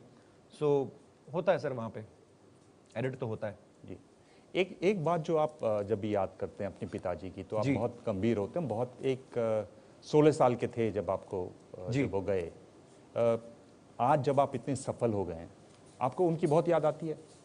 सर सच्ची में बहुत आती है, क्योंकि मेरी फैमिली मेरे साथ है अभी, और सिर्फ पिताजी मेरे साथ नहीं है। सो मुझे यही लगता है, क्योंकि दिल्ली में उनका देहांत हुआ था यहाँ पे सफदरजंग हॉस्पिटल में, मुझे यही लगता है कि यार कि बुरे वक्त में उन्होंने बहुत बुरा वक्त देखा, और बड़े जिंदा दिल इंसान थे वो, आर्टिस्ट आदमी थे। पुलिस में भले ही थे वो, लेकिन दिल उनका आर्टिस्ट वाला था। तो ये सब जो रिदम विदम प्ले करता हूँ मैं, या मैं गाना गाता हूँ, ये सब उनमें क्वालिटीज़ थी, तो उन्हीं से मुझ में ट्रांसफ़र हुई हैं। तो मैं मिस करता हूँ उनको कि यार आज मेरे फादर होते तो आज हम लोग जैसे अमेरिका गए, मेरे साथ 25-30 लोग और गए जो हम लोग शो करने गए, तो आज मेरे फादर होते, मैं उनको लेके जाता, वो भी दुनिया देखते। वो कभी बॉम्बे तक नहीं गए सर, वो कभी आज तक फ्लाइट में नहीं बैठ के देखा उन्होंने, ऐसे ही चले गए दुनिया से। सो मैं मिस करता हूँ उनको सर बहुत। सो पर ठीक है, यही लाइफ है, एक आए हैं तो जाना भी है किसी ना किसी दिन। सो ठीक है। पर आपकी अम्मा हैं अभी, और ये बताते हैं कि जो आप उनका सेंस ऑफ ह्यूमर जो है वो आपसे 20 ही है, 19 नहीं है। जी सर, उनका बहुत मज़ेदार है। मैं बहुत हंसता हूँ उनको, कभी कभी ऐसी बातें कर जाती हैं। मैं उनको बड़ी बार बोलता हूँ, मैं कहा मम्मी आप ना, अभी मैं फेमस हो गया हूँ, तो अभी आप, अब तो खैर ये आज से मैं 4-5 साल पहले की बात कर रहा हूँ, जब लाफ्टर चैलेंज विन करके गया था। तो अब तो खैर वो जाती नहीं है कभी सब्जी वगैरह लेने, क्योंकि उनके घुटनों में प्रॉब्लम रहता है, तो सब लड़के वगैरह लेके आते हैं। तो वो हमेशा ना कभी फ्रूट लेना या सब्जी लेनी तो बार्गेनिंग करती थी। एक बार फ्रूट वाले मैं चला गया, मैं कहा मम्मी आपको सेब खाने के लिए मैंने रोज़ कहा था, खाया करो, आपके लिए अच्छा है। तो उन दिनों में सर सेब हो गए थे कोई 160-180 रुपये किलो, तो उसने खाना बंद कर दिया। तो मैं अमृतसर गया, तो मैंने देखा, किचन में जाके देखा कुछ सेब वेब थे नहीं। मैं कहा मम्मी तुम ऐसे बोल रही झूठ, कहती नहीं बेटे आ ही नहीं रहे सेब। मैं कहा आ तो रहे हैं, थोड़े महंगे हैं, पर तुम जाके लेके क्यों नहीं आई? मैं बिठाया गाड़ी में, मम्मी को ले गया मैं। तो मैंने कहा मैं 10 किलो सेब ले रहा हूँ। नहीं 10 किलो खराब हो जाएंगे, कीड़े लग जाते हैं। मैं चलो 5 किलो ले लो, रोज़ खाने, ठीक है। अब मम्मी का दिल करे कि मैं 5 रुपये कम करवाऊँ, तो मैं करने ना दूँ, तो मैं मम्मी को घूर रहा हूँ, मम्मी नहीं कम करने, क्या 10 रुपये ज़्यादा ले गया, 1 किलो 50 रुपये ज़्यादा ले लेके क्या हो जाएगा? ऐसे अच्छा नहीं लगता, 4 लोग पहचानते हैं, अच्छा नहीं लगता। तो इतने में सर फ्रूट वाली दुकान थी, वो सड़कों के किनारे लगे रहते हैं अमृतसर। एक मोटा सा चूहा निकला, तो मैंने ऐसे ही बोल दिया, अब नहीं रहा जाता ना, आदत है। मैं कहा यार तेरे चूहे बड़े मोटे मोटे हैं, फ्रूट खाते होंगे पक्का। तो मेरी मम्मी कहती हाँ, जो 5 रुपये कम नहीं करता है चूहों को खाने देता होगा।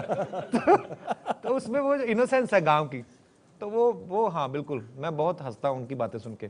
जी, अभी चूंकि बिहार में चुनाव होने वाले हैं जी, और आप पॉलिटिक्स बहुत क्लोजली फॉलो भी करते हैं। नहीं, किसने कहा आपसे? मैं नहीं फॉलो करता हूँ। मैं ये जानना चाह रहा हूँ कि बिहार का जो एक गाना है, जो बिहारी गाना है, वो आप बहुत अच्छा गाते हैं। बिहारी गाना? हाँ, ये बिहार के चुनाव के लिए कपिल का स्पेशल है, एबीपी न्यूज़ पर। बिहारी गाना कौन सा? हमारे साथ कपिल हैं इस समय, कपिल शर्मा, कॉमेडी किंग, और बिहार में चुनाव हैं, तो बिहार के सभी नेताओं के लिए, राजनेताओं के लिए कपिल की तरफ से ये स्पेशल संदेश जरूर सुनिए। अगर कोई महिला कैंडिडेट है तो उनके लिए है ये गाना, क्योंकि मेल्स के लिए तो है नहीं। अरे यारा हिले छपरा हिले, बलिया हिले ला तोरी, लचके जब कमरिया। सर क्या करवा रहे हैं आप मेरे से? बिहार में चुनाव हो रहे तो उनके लिए गाना। अच्छा, झारखंड में पानी नहीं आ रहा है तो मैं पानी ला के दूंगा। वाह सर, आज तो फंस गए बुरे बुरे तरीके से।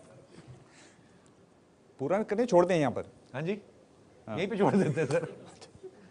कपिल, जब किसी को भी सक्सेस मिलता है तो वो सर कभी ना कभी तो ज़रूर चढ़ता है। आपको बहुत क्रेजी सक्सेस मिला है, टेलीविज़न पे कोई इतना बड़ा स्टार नहीं बना जितने आप बन गए, पॉलिटिशियंस, प्राइम मिनिस्टर आपका नाम लेते हैं। तो कोई ऐसा इंसिडेंस था जब आपको रियलाइज़ हुआ यार बहुत सर पे चढ़ रहा है, थोड़ा नॉर्मल होने की ज़रूरत है, या माँ ने चपेड़ मारी कि तू बहुत ऊपर उड़ रहा है, या ऐसा कुछ हुआ था? मैम ये सीधी सी बात है, अगर मैं चढ़ा भी होऊंगा तो मैं आपको बताऊंगा नहीं, है ना, ये तो कोई दूसरा ही बता सकता है। पर हाँ, मुझे कभी ऐसा लगा नहीं।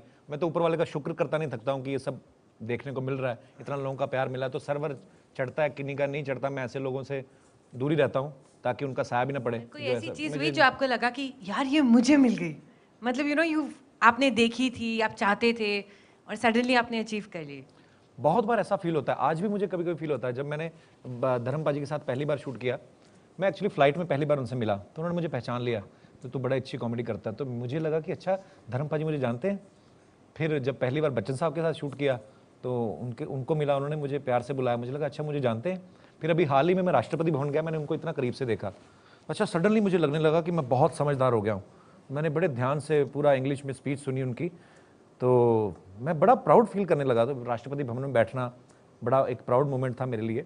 उस समय फील होता है कि हाँ कुछ अचीव किया है, शायद इसीलिए हम आज यहाँ बैठे हैं, उस समय लगता है। पर ये नहीं है कि अच्छा लोग जानते हैं तो मैं लाइन तोड़ के आगे निकल जाऊँ, ऐसा कुछ नहीं करता हूँ, क्योंकि पब्लिक नहीं बनाया तो आप ऐसा करोगे तो जल्दी से गिरा भी देते हैं वो लोग। सर ये बताइए कि ये कपिल, ये बताइए ये जो इमेज आपकी बनी है लाफ्टर चैलेंज देख देख के, लोग एक तरीके से समझते हैं आपको, फिर जब हम रिसर्च करते हैं और आपके लगातार पढ़ते हैं आपने जो कहा और जो उसको सुनते हैं, तो हमें लगता है कि भाई आप कह रहे हैं कि मैं बहुत आसानी से रो पड़ता हूँ जी। तो आपकी जो इमेज है वो वैसी नहीं है। आपकी जो पब्लिक इमेज है उसमें आप एक बिल्कुल हरफन मौला हंसते गाते, इसको कभी कोई ये तो रोता ही नहीं होगा जी, उदास भी नहीं होता होगा कभी। ऐसी पिछली बार आपको कब रोना आया? सर आ जाता है, कोई ऐसा बता के नहीं आता, पर कभी भी ऐसे हो जाता है आदमी इमोशनल। मुझे लगता है हर किसी के दिल में कहीं ना कहीं कुछ ऐसा होता है। सो होता है कभी कभी। जैसे हम लोग जब दिल्ली में, मैं दिल्ली की बात कर रहा था अपने, जब मेरे फादर यहाँ पे एडमिट थे तो मुझे पहले भी मैं सफदरजंग आए उनको लेकर, तो यहाँ पे 20-25 दिन रहे। उसके बाद उनको प्रॉब्लम थोड़ा ठीक हो गया था, तब हम वापस चले गए। उसके बाद भी जब मैं आया तो मुझे लगा कि अच्छा फिर ठीक हो जाएगा, इसके बाद पापा को अमृतसर छोड़ के बड़े भाई के पास फिर मैं निकल जाऊँगा बॉम्बे, फिर कुछ करेंगे। पर वो मोमेंट ही अलग था। हम लोग वापस जा रहे हैं उनकी डेड बॉडी लेकर, बड़े सारे ऐसे मुद्दे। सर मैं ये शेयर नहीं करना चाहता हूँ चीज़ें, मुझे नहीं लगता कि लोग मेरे को सिंपैथी दें कि अरे कपिल बड़ा इमोशनल है।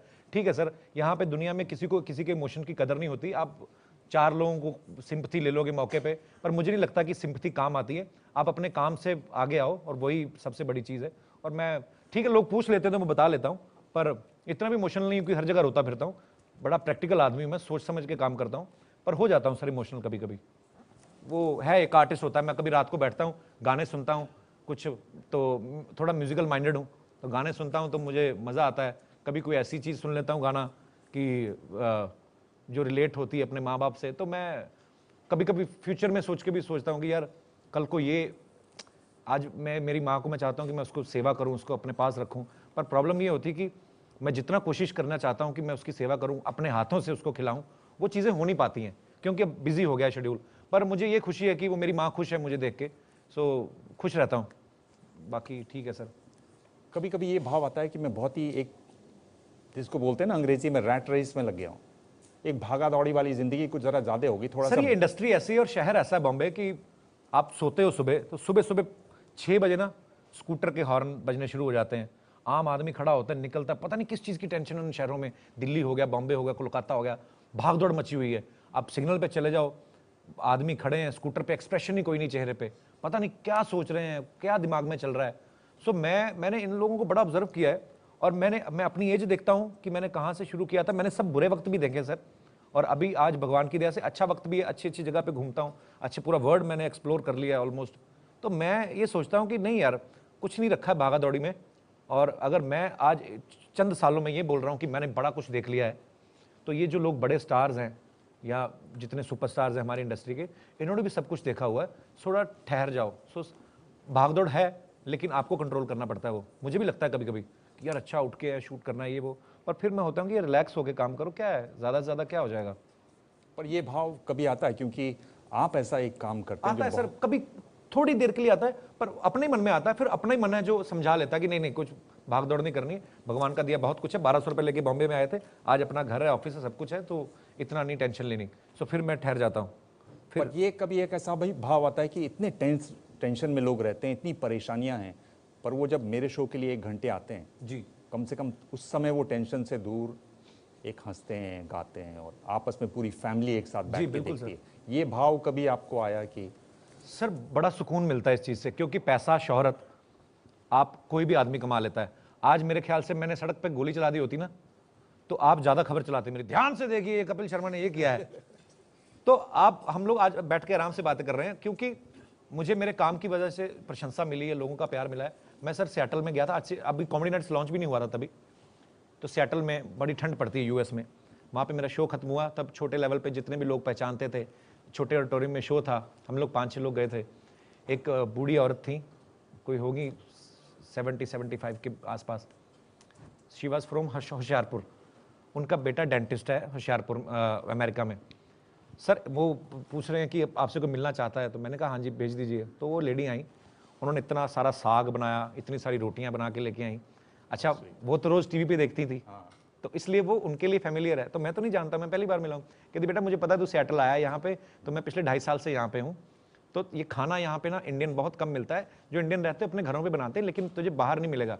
मैंने सोचा कि यार पैसा तो कोई भी कमा लेता है, शोहरत भी बहुत लोगों को मिल जाती है, लेकिन ये जो चीज़ें हैं, ये जो मेरे लिए साग लेके आई हैं, ये कहती मुझे मेरे गाँव की याद आ गई, तूने मेरे गाँव की बातें की। सो वो जो प्यार है ना लोगों का सर, वो बड़ी एनर्जी देता है। सो फिर मैं उठता हूँ सुबह, कई बार होता है ऐसा, अभी पिछले दिनों स्लिप डिस्क हो गया था मुझे फिल्म के दौरान ही, तो बीच में 2 हफ्ते मैं शो नहीं कर पाया अपना, बड़ी खबरें आई कि बंद हो रहा है। हाँ, कि आप छोड़ के चले गए? हाँ, छोड़ के कहीं नहीं चला गया था, वहीं था। जब शूट हो रहा था मैं कंट्रोल रूम में बैठा हुआ था। पर अब ये चीज़ें मीडिया में नहीं निकलती है, तो मैं कैसे समझाऊँ उनको, पर अब मैं इग्नोर कर देता हूँ ऐसी खबरों को। सो मैं उस समय बाकायदा बैठा हुआ था न्यूज़ अपना कंट्रोल रूम में, जब शूट हो रहा था, तो मैं बाकायदा देख रहा था कि अच्छा हो रहा है सबके, नहीं। पर वही था 2 हफ्ते, क्योंकि मुझे बेड रेस्ट कंप्लीटली बोला था, मेरी ये सो जाती थी टांग स्लिप डिस्क की वजह से। पर फिर वो एनर्जी मिलती जब लोग बोलते हैं, फिर जब ट्विटर पे मैसेजेस आने लगे कि वी आर मिसिंग यू, ये वो, फिर पेन किलर लिया और फिर शुरू सर। और मेरी स्टेज टचवुड इतनी अच्छी है, मुझे लगता है कि मैं वहाँ पे जाता हूँ, कभी आप आइएगा, आपको कोई मौका मिले आने का मुंबई, आप आइए तो आपको वो एम्बियंस देखिएगा, आप एनर्जी देखिएगा लोगों की। लोग बैठे रहते हैं वहाँ पे, लगातार 6-6 घंटे रोल होता है, तो अपना बाथरूम रोक के बैठे रहते हैं, ऐसे करके उठ के नहीं जाते हैं। तो वो जो प्यार है ना लोगों का, बड़ी एनर्जी देता है सर। पर जब बीच में आप गायब हुए तो ये भी हुआ कि आपकी शादी हो गई है? हाँ, मैंने भी खबर सुनी, बीच में लोगों ने कहा कि प्रियंका चोपड़ा और कपिल शादी कर रहे हैं। अच्छा, मैं बड़ा खुश हो गया, मैंने कहा हो सकता है प्रियंका की तरफ से न्यूज़ आई हो। तो ऐसे अरमान जगा दिया आधे पौने घंटे के लिए। नहीं, पर शादी के बारे में आपकी क्या राय है? आप शादी करेंगे? नहीं सर, मैं बाकायदा शादी करूंगा। अच्छा। पर अभी क्या है ना कि सर, मैं बहुत बार बोल भी चुका हूँ ये बात कि जब भी किसी लड़की से प्यार हुआ ना, तो भाग जाती रही सब कि काम नहीं करता, नहीं क्या है संभालेगा हमें, हमारे तो मेकअप का खर्चा नहीं उठाएगा। पर अब ये है कि अब मुझे लगता है कि पहले काम पे फोकस करना चाहिए। तो अगर काम पे फोकस करते हैं तो वो भी ज़्यादा खुश रहेंगी। मैंने देखा बीवी को खुश रखो, आप उसको शॉपिंग में डाल दो, उसको वहाँ पे भेज दो, वो ज़्यादा खुश रहती हैं। ऐसा तो नहीं है कि काम में फोकस के चक्कर में उम्र चली जाए, लड़कियाँ चली जाएं? नहीं सर, शादी की उम्र मुझे नहीं लगता कोई उम्र होती है। आप 50 साल के भी होते हो तो चलो पोते पोतियाँ वाले भी हो जाते हो, भले ही बच्चों के सामने नहीं, लेकिन बंद कमरे में आप अगर अपनी बीवी के साथ बैठते हैं, कोई ना कोई ऐसी हरकत तो करते ही होंगे। आपकी अम्मा देख रही हैं ये शो और सुन रहे हैं कि कपिल कह रहा 50 साल तक भी मेरे को छोड़ दो। नहीं, हाँ 50 साल तक तो नहीं सर, इतना भी नहीं, पर हाँ बाकी ये बड़ी सारी चीज़ें जो है ये कुदरत के हाथ में हो जाएंगी तो अच्छी बात है। सर मैं लोगों को हंसाता हूँ तो मुझे लगता है कि अभी मुझे खुश रहना चाहिए। वैसे आपके फ़ोन में कोई है जो बार बार फ़ोन जहाँ से आता है, जहाँ तो बड़े आते हैं सर, कोई 1 नंबर कोई है या 2 नंबर कोई है ऐसे? नहीं, इतने कोई ऐसे नंबर नहीं है कि जो खास हो, पर ठीक है सर, सबसे प्यार करते हैं हम लोग। मेरी फिल्म में भी 3 हीरोइन है, एक इम्पोर्टेड गर्लफ्रेंड भी है। तो 1 या 2 कोई ऐसा है नहीं? नहीं सर, मैं तो सबसे प्यार करता हूँ, थोड़ा है कमीनापन है थोड़ा अंदर। प्रदीप जी। जी, तभी आपकी फिल्म का नाम किस किस को प्यार करूँ है? जी सर, मैं लेकिन उसमें सब कुछ कर रहा हूँ। अगर भगवान दे रहा है तो, भगवान अगर आपको दे तो आप नहीं करेंगे सर? बिल्कुल करेंगे, लेकिन करेंगे ना, आप जैसे किस्मत वाले नहीं है। खैर कपिल, मेरा सवाल यह है आपसे जी सर कि आपका सपना था सिंगर बनना जी, और आप बन गए ग्रेट परफॉर्मर, ग्रेट कॉमेडियन जी। लेकिन अब ये यकायक हीरो बनने का सपना कहाँ से आ गया? क्या ये सपना उन 2 सफ़ेद सूट वाले भाइयों ने आपको दिखाया, रंगीन सपना? सर नहीं, एक्चुअली मैंने बताया ना कि एक चीज़ पे हमेशा मैं फोकस करता हूँ। जब लाफ्टर चैलेंज करता था उस समय, फिर कॉमेडी सर्कस, फिर कॉमेडी नाइट्स पे आया। पर ये होता है कि जब आप काम करते जाते हैं अपने आप रास्ते बनते जाते हैं। जब कॉमेडी नाइट्स इतना पॉपुलर हुआ, सो मैंने भी अपना थोड़ा ध्यान रखना शुरू किया, थोड़ा खाना पीना, थोड़ा कंट्रोल, थोड़ा अच्छा कपड़ा खाओ पहनो, प्रेजेंटेशन पे वर्क किया। तो जब अब्बास मस्तान सर ने ये उनके पास कॉन्सेप्ट पड़ा हुआ था और वो किसी नए लड़के के साथ करना चाहते थे जो इस कैरेक्टर को भी जस्टिफाई करे और सूटेबल भी हो बिल्कुल। सो उन्होंने मेरा शो देखा और उनको पसंद आया, तो उन्होंने मुझे कॉल किया। सो और वो जिस राइटर ने फिल्म लिखी थी वो मेरी ही टीम में है ऑलरेडी। तो उन्होंने कहा कि हम कपिल को सोच रहे हैं इस शो में, फिल्म में कास्ट करना। तो बोलता कपिल तो मेरे साथ ही है। तो कहते हैं ना कि डेस्टिनी सर होती है, कहीं ना कहीं तो प्लान करती है आपके लिए। तो सपना मैंने देखा नहीं था, पर हाँ ये है कि जब कोई काम करना है फिर उसको दिल से करना है। सो उस फिल्म में मैंने दिल से काम किया, मेहनत की है। बाकी रिजल्ट आप लोगों के सामने आ जाएगा 25 तारीख को। लेकिन ये सफ़ेद सूट वाले भाई रंगीन सपने तो बहुत दिखा देते हैं जी, लेकिन इतिहास गवाह है, अगर आप देखें कि जब भी कोई कॉमेडियन जी हीरो बनने चला है जी, तो उसके साथ ये हुआ चला बुरारी हीरो बनने रह गया है। तो आपकी किसी भी कॉमेडी 1-2 अफवाह छोड़ दें, महमूद की फिल्म छोड़ दें, या बहुत पहले जाए तो भगवान दादा की अलबेला फिल्म छोड़ दें, या महमूद की कुंवारा बाप छोड़ दें, बाकी जिसने भी कभी हीरो बनने की कोशिश की या इवन फिल्म भी बनाई अपनी, तो उसको सफलता हाथ नहीं मिली। तो आपके साथ कॉमेडियन सब जुड़ा हुआ है, हालांकि आपकी बेमिसाल जो है, आपका जो स्टेटस है, आपने बहुत जल्दी थोड़े समय में जो सफलता पाई है वो अभी तक किसी को नहीं मिली इतनी बड़ी सफलता। लेकिन फिर भी आपके मन में कहीं ऐसा डर नहीं है कि मेरी दुआ कर रहे हैं इनके लिए कि नहीं, मैं तो बहुत दुआ कर रहा हूँ, लेकिन मैं इनसे पूछ रहा हूँ क्या इनके मन में इस तरह का डर नहीं है कि आपकी जमी जमाई इमेज है, इतना स्टेटस हो गया, तो कहीं आपके साथ भी ये ना हो जाए कि चला कपिल हीरो बनने? सर ऐसा कुछ नहीं है। आप अगर कहें, जैसे आपने महमूद साहब का जिक्र किया, आप एक तो हीरो वर्ड मुझे पता नहीं किसने बनाया सर। हम लोग ये कहते हैं हीरो, मैं हीरो नहीं मानता अपने आप को, मैं एक्टर मानता हूँ। मैंने सीरियस काम भी किया है जो किसी ने देखा नहीं अभी तक। अभी इस फिल्म में देखेंगे आप, 1-2 जगह है जहाँ पे आपको लगेगा कि अच्छा ये कपिल ही है, वो भी आपको देखने को मिलेगा। पर हम लोग कभी कभी मानते हैं कि ये तो होता ही नहीं है जी, ऐसे हमारे बुजुर्ग कहते आए हैं।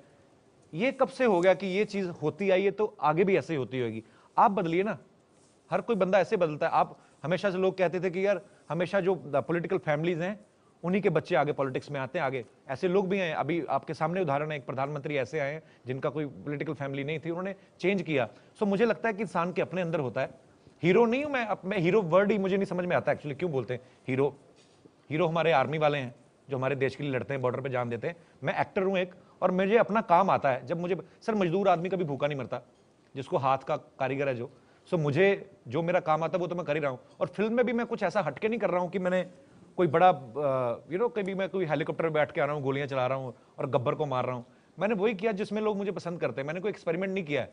पर आपने जो कहा कि वो आगे चल के एक्सपेरिमेंट भी करूंगा। मन में डर होता है ना थोड़ा कि स्टेटस बना हुआ है, मन में डर आपके नहीं सर, मैंने जो 1000-1200 रुपए लेके बॉम्बे आया था और रहने का ठिकाना नहीं था, वो टाइम पे नहीं हम लोग डरे थे। तो आज तो भगवान का दिया सब कुछ है। तो तब आपकी इमेज ऐसी नहीं थी ना, अब तो आपका जो इमेज है एक बहुत बड़ी इमेज बन चुकी है, इतने पॉपुलर बन चुके हैं आप जी। तो उसके बाद डर लगता है। जब जमीन पे बैठा होता है आदमी तब उसको डर नहीं लगता, लेकिन जब शिखर पे पहुंच जाता है तब बड़ा डर लगता है कि धड़ाम से नीचे ना गिर जाए। नहीं, मुझे नहीं लगता गलत काम से। मुझे नहीं लगता। अगर मुझे लगता है कि अगर मैं कुछ गलत काम करूंगा और पब्लिक मुझे गिरा देगी तो उनका हक बनता है, मैं गिरना पसंद करूंगा सर। मुझे नहीं चाहिए कि मैं जबरदस्ती घुसूं किसी में। मैंने जो अब तक किया है अपने मेहनत से, अपने टैलेंट से किया है। अगर लोग मेरे काम को पसंद करते रहेंगे, मैं करता रहूंगा। जिस दिन मुझे लगेगा कि मैं बोर हो रहा हूं, मैं अपने आप ही बाय बाय कर दूंगा सर। मैं इनसिक्योर तो हूं ही नहीं कभी लाइफ में ना, ये जो वो मुझे डर नहीं लगता। मुझे जो आपका कैरेक्टर सबसे अच्छा लगता है जी, वो लाला रोशन लाल है जी। बहुत ही अच्छा लगता है मुझे। लगता तो नहीं, आपके कान में बोल रहे हो। नहीं सच में मुझे लगता है चारों तरफ से लगता है। वो एक्चुअली सर ऐसे ही छोटी छोटी चीज़ें मैंने जैसे कहा कि ऑब्जर्व करता था अमृतसर में भी, तो वहाँ पे ऐसे कैरेक्टर्स होते हैं कि संडे को ना मतलब घर पे नाश्ता नहीं करना तो गाड़ी पे चले गए, वहाँ पे छोटी छोटी रेडियाँ होती हैं तो बड़ा मज़ेदार खाना होता है। अब देखो, मैं कभी 5 स्टार होटल में हम लोग जाते हैं तो ऑब्वियसली उनका क्लीन होता है, खाना हाइजीनिक होता है, सब कुछ थोड़ा सा। पर ये जो रेडी में मज़ा आता है ना, आप कहते हैं ना कि पानी पूरी खाने का मज़ा 5 स्टार में नहीं, रेडी वाले से मज़ा आता है।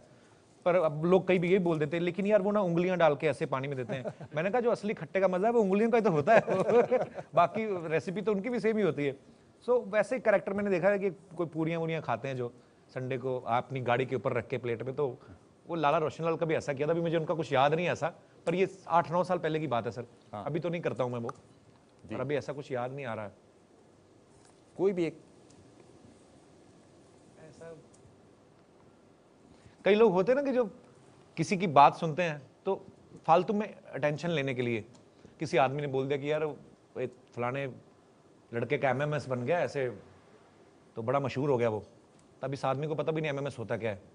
तो खालू फेंकने की आदत है और अटेंशन लेने की आदत है। अच्छा आपसे किसने कहा? भोला सा आदमी बेचारा कहता अरे वो टीवी में आ रही है, वो न्यूज़ आ रही है, वो MMS बना हुआ। अच्छा वैसे तो कोई बड़ी बात नहीं, मेरी अपनी बेटी का बना हुआ है। कहते क्या बात कर रहे हैं आप? हाँ मेरी अपनी बेटी का, ये तो कुछ नहीं, जो मेरी वाइफ है उनके 3-4 बने हुए हैं।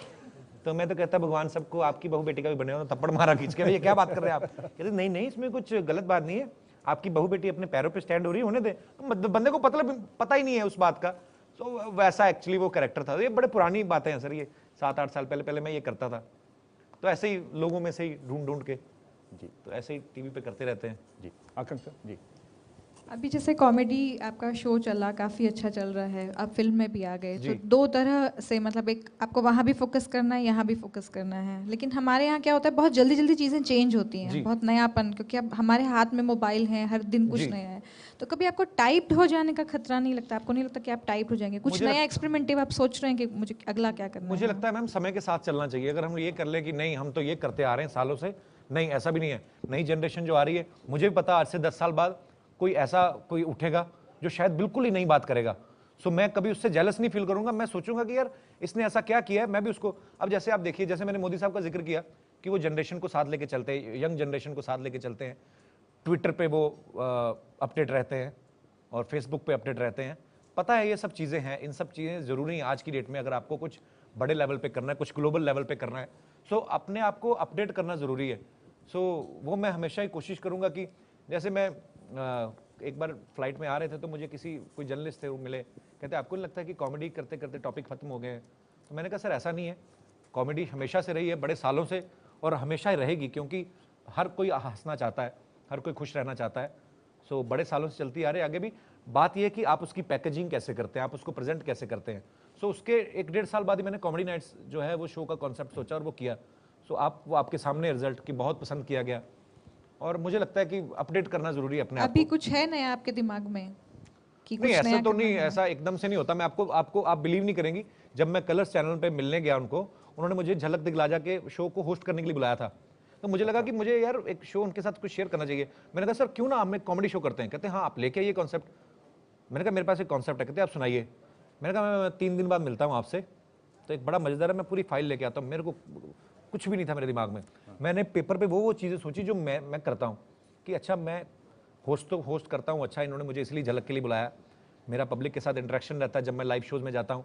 मुझे गाने का शौक है, मुझे गैग्स करने का शौक है, मुझे स्टैंड अप आता है। मैं सारी चीज़ें पिरो के ले गया, उनको सुनाया।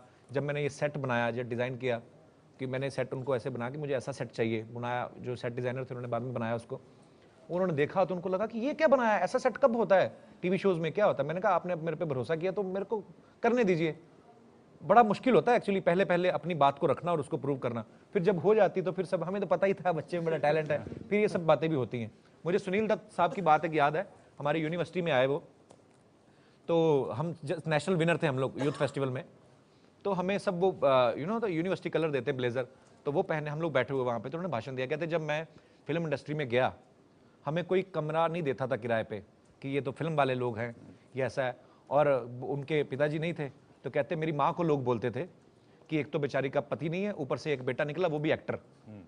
तो कहते ये होता था। फिर जब मैं फिल्मों में सक्सेस हुआ, मैंने अपने गांव को जाने वाली सड़क पक्की करवा दी, तो फिर सारा गांव आता था। हमें तो पहले ही पता था हमारा बच्चा बड़ा टैलेंटेड है। तो सर दुनिया बदलती है आपके हिसाब से, सो उनकी मत सोचो, अपना काम करो। मुझे परवाह नहीं होती, अभी अपना काम करो, ईमानदारी के साथ करो बस।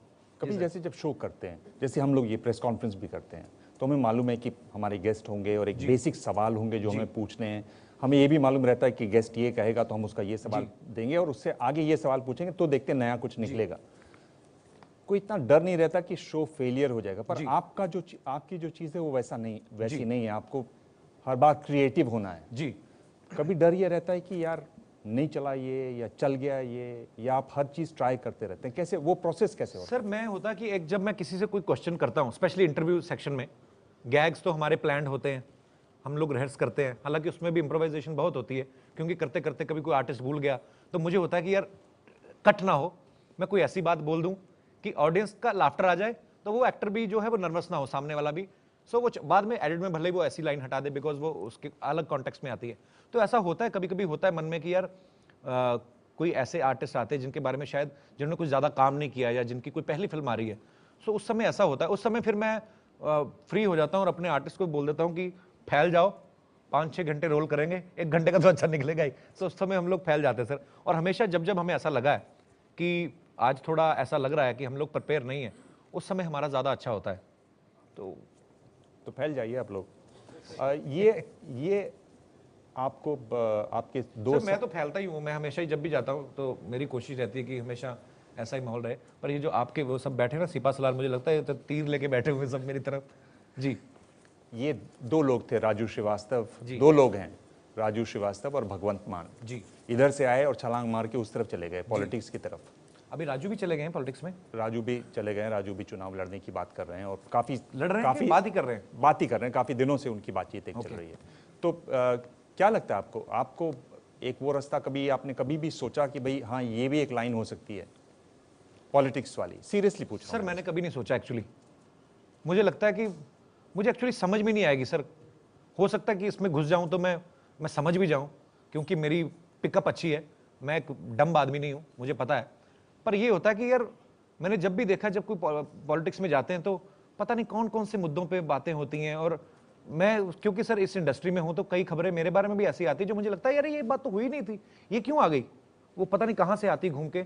सो मुझे लगता है कि सर मैं एक्चुअली काबिल नहीं हूँ। जब कभी लगेगा मुझे अभी, और मैं ये भी नहीं कह सकता हूँ कि ऐसा हो नहीं सकता, क्योंकि ये जो फिल्म आ रही है ये भी कोई मैंने सोचा नहीं था।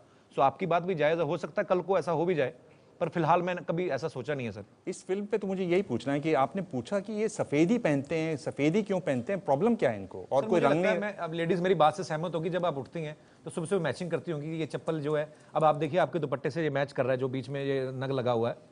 सो उसके बाद ये थोड़ा शेड भी देखती हैं, आई लाइनर भी और मस्कारा, ये सब मैच करने में 3-4 घंटे तो इसी में निकल जाते हैं। वो इतने बड़े डायरेक्टर हैं, अगर वो ये सुबह उठ के देखेंगे हमने ये कपड़े पहनने के, ये पहने, ये इनकी तो आधी शिफ्ट निकल जाएगी सर, खर्चा बढ़ जाएगा शूटिंग का। तो सुबह उठते हैं, सामने सफेद कमीज टंगी है, पहनो और निकलो काम पे, टाइम बचता है सर, मुझे ये लगता है। बाकी जब वो कभी आपसे मिलेंगे आप उनसे पूछना जरूर, मुझे ये लगता है कि वो इसलिए सफेद पहनते हैं। ठीक, ये बताइए कि जो शो पे आपके गेस्ट आए हैं अब तक जितने भी, उनमें कौन से ऐसे गेस्ट रहे जिनसे आप बड़े कंफर्टेबल रहे, जिनको आपको लगा कि अरे यार ये गेस्ट मैं कैसे संभालूंगा, पर बहुत अच्छे संभले? क्योंकि हर किसी की एक पब्लिक इमेज है और एक जब सेट पर आते हैं या जब आपके साथ जब बातचीत करते हैं तो एक अलग इमेज होती है। जी सर एक्चुअली मैं सच बताऊं तो हमारे शो का एम्बियंस ऐसा है, वहाँ का माहौल ऐसा होता है कि जब किसी आर्टिस्ट को माइक लग रहा होता है, जो आर्टिस्ट आए होते हैं, हम लोग पर्सनली इतनी मस्ती करते हैं, मैं और सिद्धू साहब वैसे शुरू हो जाते हैं शूटिंग से पहले ही, कुछ ना कुछ करते रहते हैं हम लोग, बातें, तो वो देखते रहते हैं, ऑब्जर्व करते हैं लोग भी कि अच्छा यार ये तो बड़ा ही लाइटली माहौल है, तो वो भी ऐसे हो जाते हैं। पर कभी कभी ऐसा होता है कि जैसे विनोद खन्ना साहब आए थे, मैं कभी उनसे मिला नहीं था, पर जब मैं मिला उनसे तो उस दिन फिल्म सिटी की लाइट गायब थी, कुछ तो हो गया था, तो पसीने आ रहे थे। तो मैंने कहा सर अगर हम लोग 10 मिनट ब्रेक ले लें, हो सकता है लाइट आ जाए। तो कहते यार अगर ये लाइटें जितनी चल रही हैं इतनी आपको कंफर्टेबल है तो मुझे कोई प्रॉब्लम नहीं है, पसीना आ रहा है।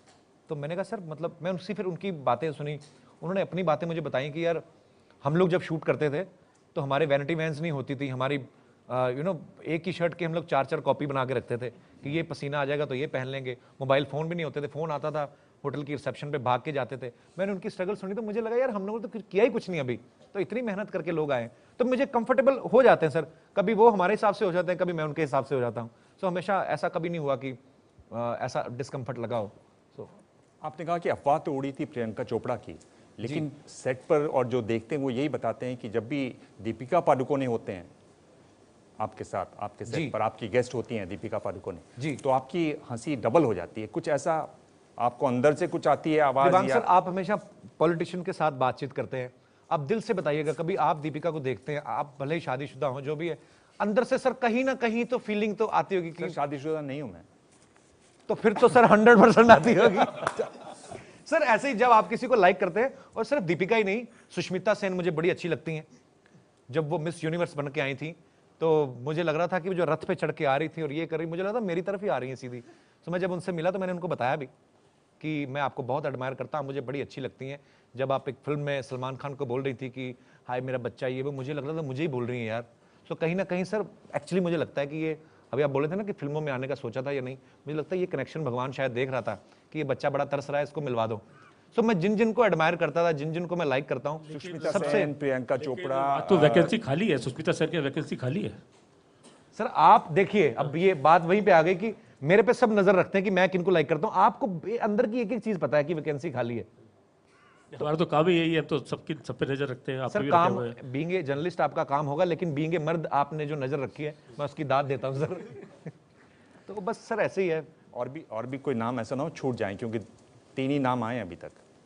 सर प्रियंका तो अब उससे घर की बात ही है, क्योंकि प्रियंका पंजाबी है। तो प्रियंका जब आती है तो हम लोग कभी कभी पंजाबी में भी बात करते हैं। सो मैं सर एक्चुअली सच बताऊं तो मैं प्राउड फील करता हूं।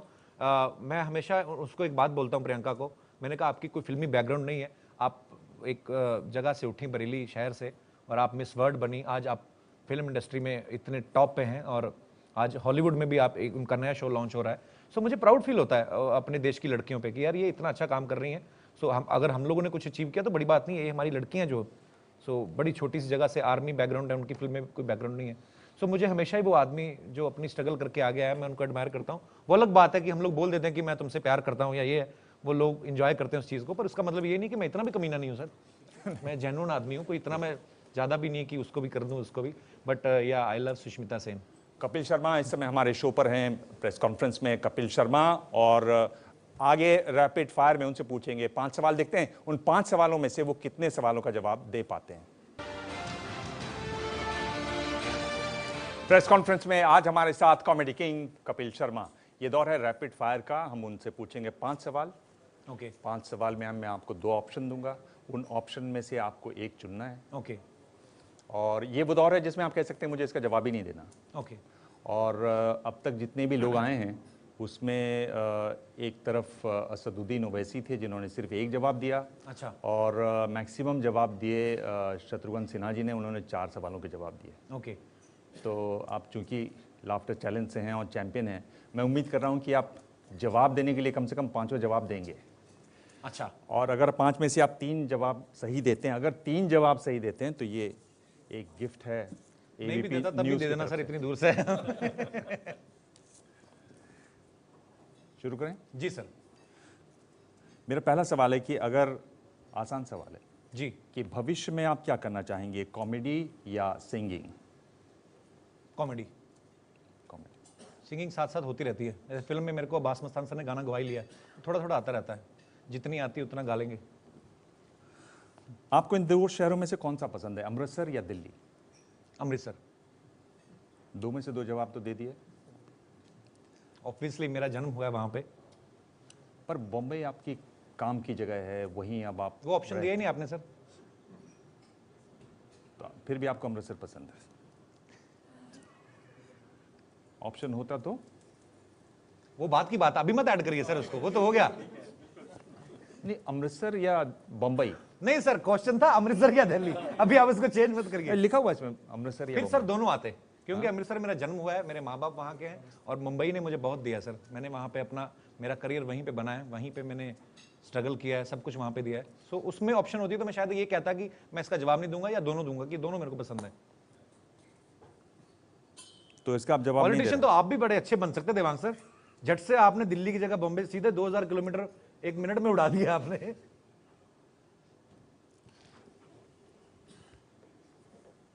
तो अमृतसर या मुंबई? ये तो क्वेश्चन हो गया ना सर, आगे तीजा मेरे को गिफ्ट नजर आ रहा है अभी।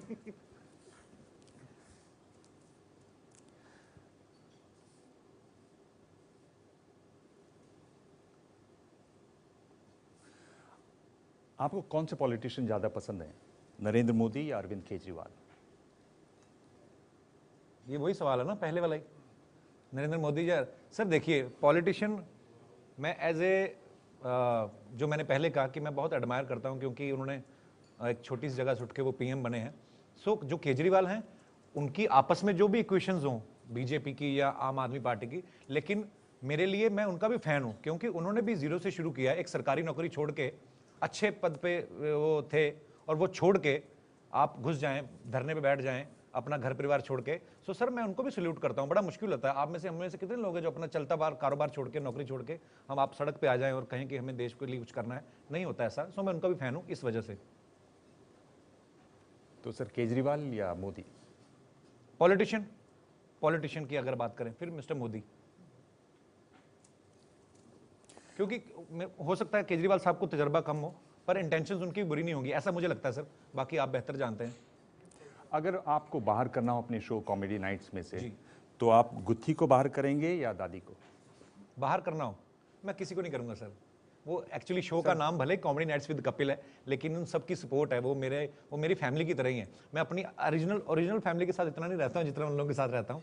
तो मैं, आप बिलीव नहीं करेंगे सर, जो मेरी दादी बनती हैं अली असगर, मैंने उनको आदमी की गेटअप में देखा ही नहीं, 2-2.5 साल हो गए। वो जैसे मैं पहुंचता हूँ सब सामान वामान लगा के तैयार रहते, तो मैंने तो गुत्थी या दादी? नहीं सर, मैं नहीं निकालूंगा किसी को। तो इस सवाल का आप जवाब नहीं देना? जी बिल्कुल नहीं देना चाहूंगा सर। आपके दिल के करीब कौन है पुराने कैरेक्टर्स में से, लाला रोशन लाल या शमशेर सिंह? ज़्यादा करीब आपके कौन है? सर शमशेर कैरेक्टर मेरे ज़्यादा करीब है, क्योंकि वो बहुत पॉपुलर हुआ। एक्चुअली आप अगर किसी को भी पूछें कि दोनों मेरी ही बनाई हुई चीज़ें, क्रिएट की हुई चीज़ें, सो बड़ा मुश्किल होता है, क्योंकि वो भी आपकी अपनी, ये भी आपकी अपनी। पर शमशेर को लोगों ने बहुत पसंद किया था, सो इसलिए उस वजह से मैं बड़ा पॉपुलर हुआ था उस समय भी, सो मुझे वो ज़्यादा अच्छा लगता है। गिफ्ट तो आपका हो गया, पर मैं आपसे पूछ रहा हूँ कि अमृतसर और मुंबई में अगर आपको चुनना हो 2 शहरों में, तो आप कौन सा शहर चुनेंगे? सर छोड़िए, मेरा बिहार में चुनाव हो रहे हैं, उस पर ध्यान डालिए, क्यों मेरे पीछे पड़े हुए हैं आप? कपिल शर्मा, आप मुझे इस बात की बड़ी खुशी पर आप एक डायलॉग आपने कहा कि आप सुनाएंगे, और आप या कुछ सुनाएंगे आपने कहा, और कुछ एक नया सुनाएंगे, क्योंकि आप कह रहे हैं कि आप जो पुराने हैं वो आप उससे बहुत बार आप उसको कर चुके हैं, ऊब चुके हैं एक तरीके से। जी, पर लोग बोलते हैं तो सुना देता हूँ कभी कभी, पर हाँ मैं खुद, अब आपको पता चल गया होगा, मैं खुद बहुत बड़ा क्रिटिक हूँ। सब मैं दिल्ली में हूँ जब भी, क्योंकि मैं आप लोगों की स्ट्रगल देखता हूँ। दिल्ली शहर में बहुत मुश्किल होता है, इतना ट्रैफिक है, और ख़ास तौर पे कॉर्पोरेट में। आप अगर अपनी बात करें या न्यूज़ चैनल की, हमारे चैनल की, जीसी चैनल की, या जो ये जो सेल्स वाले होते हैं, जैसे अभी हम जिस होटल में बैठे हुए हैं, इनको बड़ी टेंशन रहती है सर कि टारगेट कंप्लीट करने की, कि हमें 31 मार्च से पहले ये करना वो करना है। ऐसे मेरे पड़ोसी हैं सर, उनको भी ना इतनी आदत पड़ गई है, सेल्स में है वो, कि रात को 2 ड्रिंक लेके ना घर में मुर्गियां रखी 6 छोटी छोटी, उनको बोल रहे हैं 2 ड्रिंक मार के, सुबह मुझे 2 अंडे चाहिए।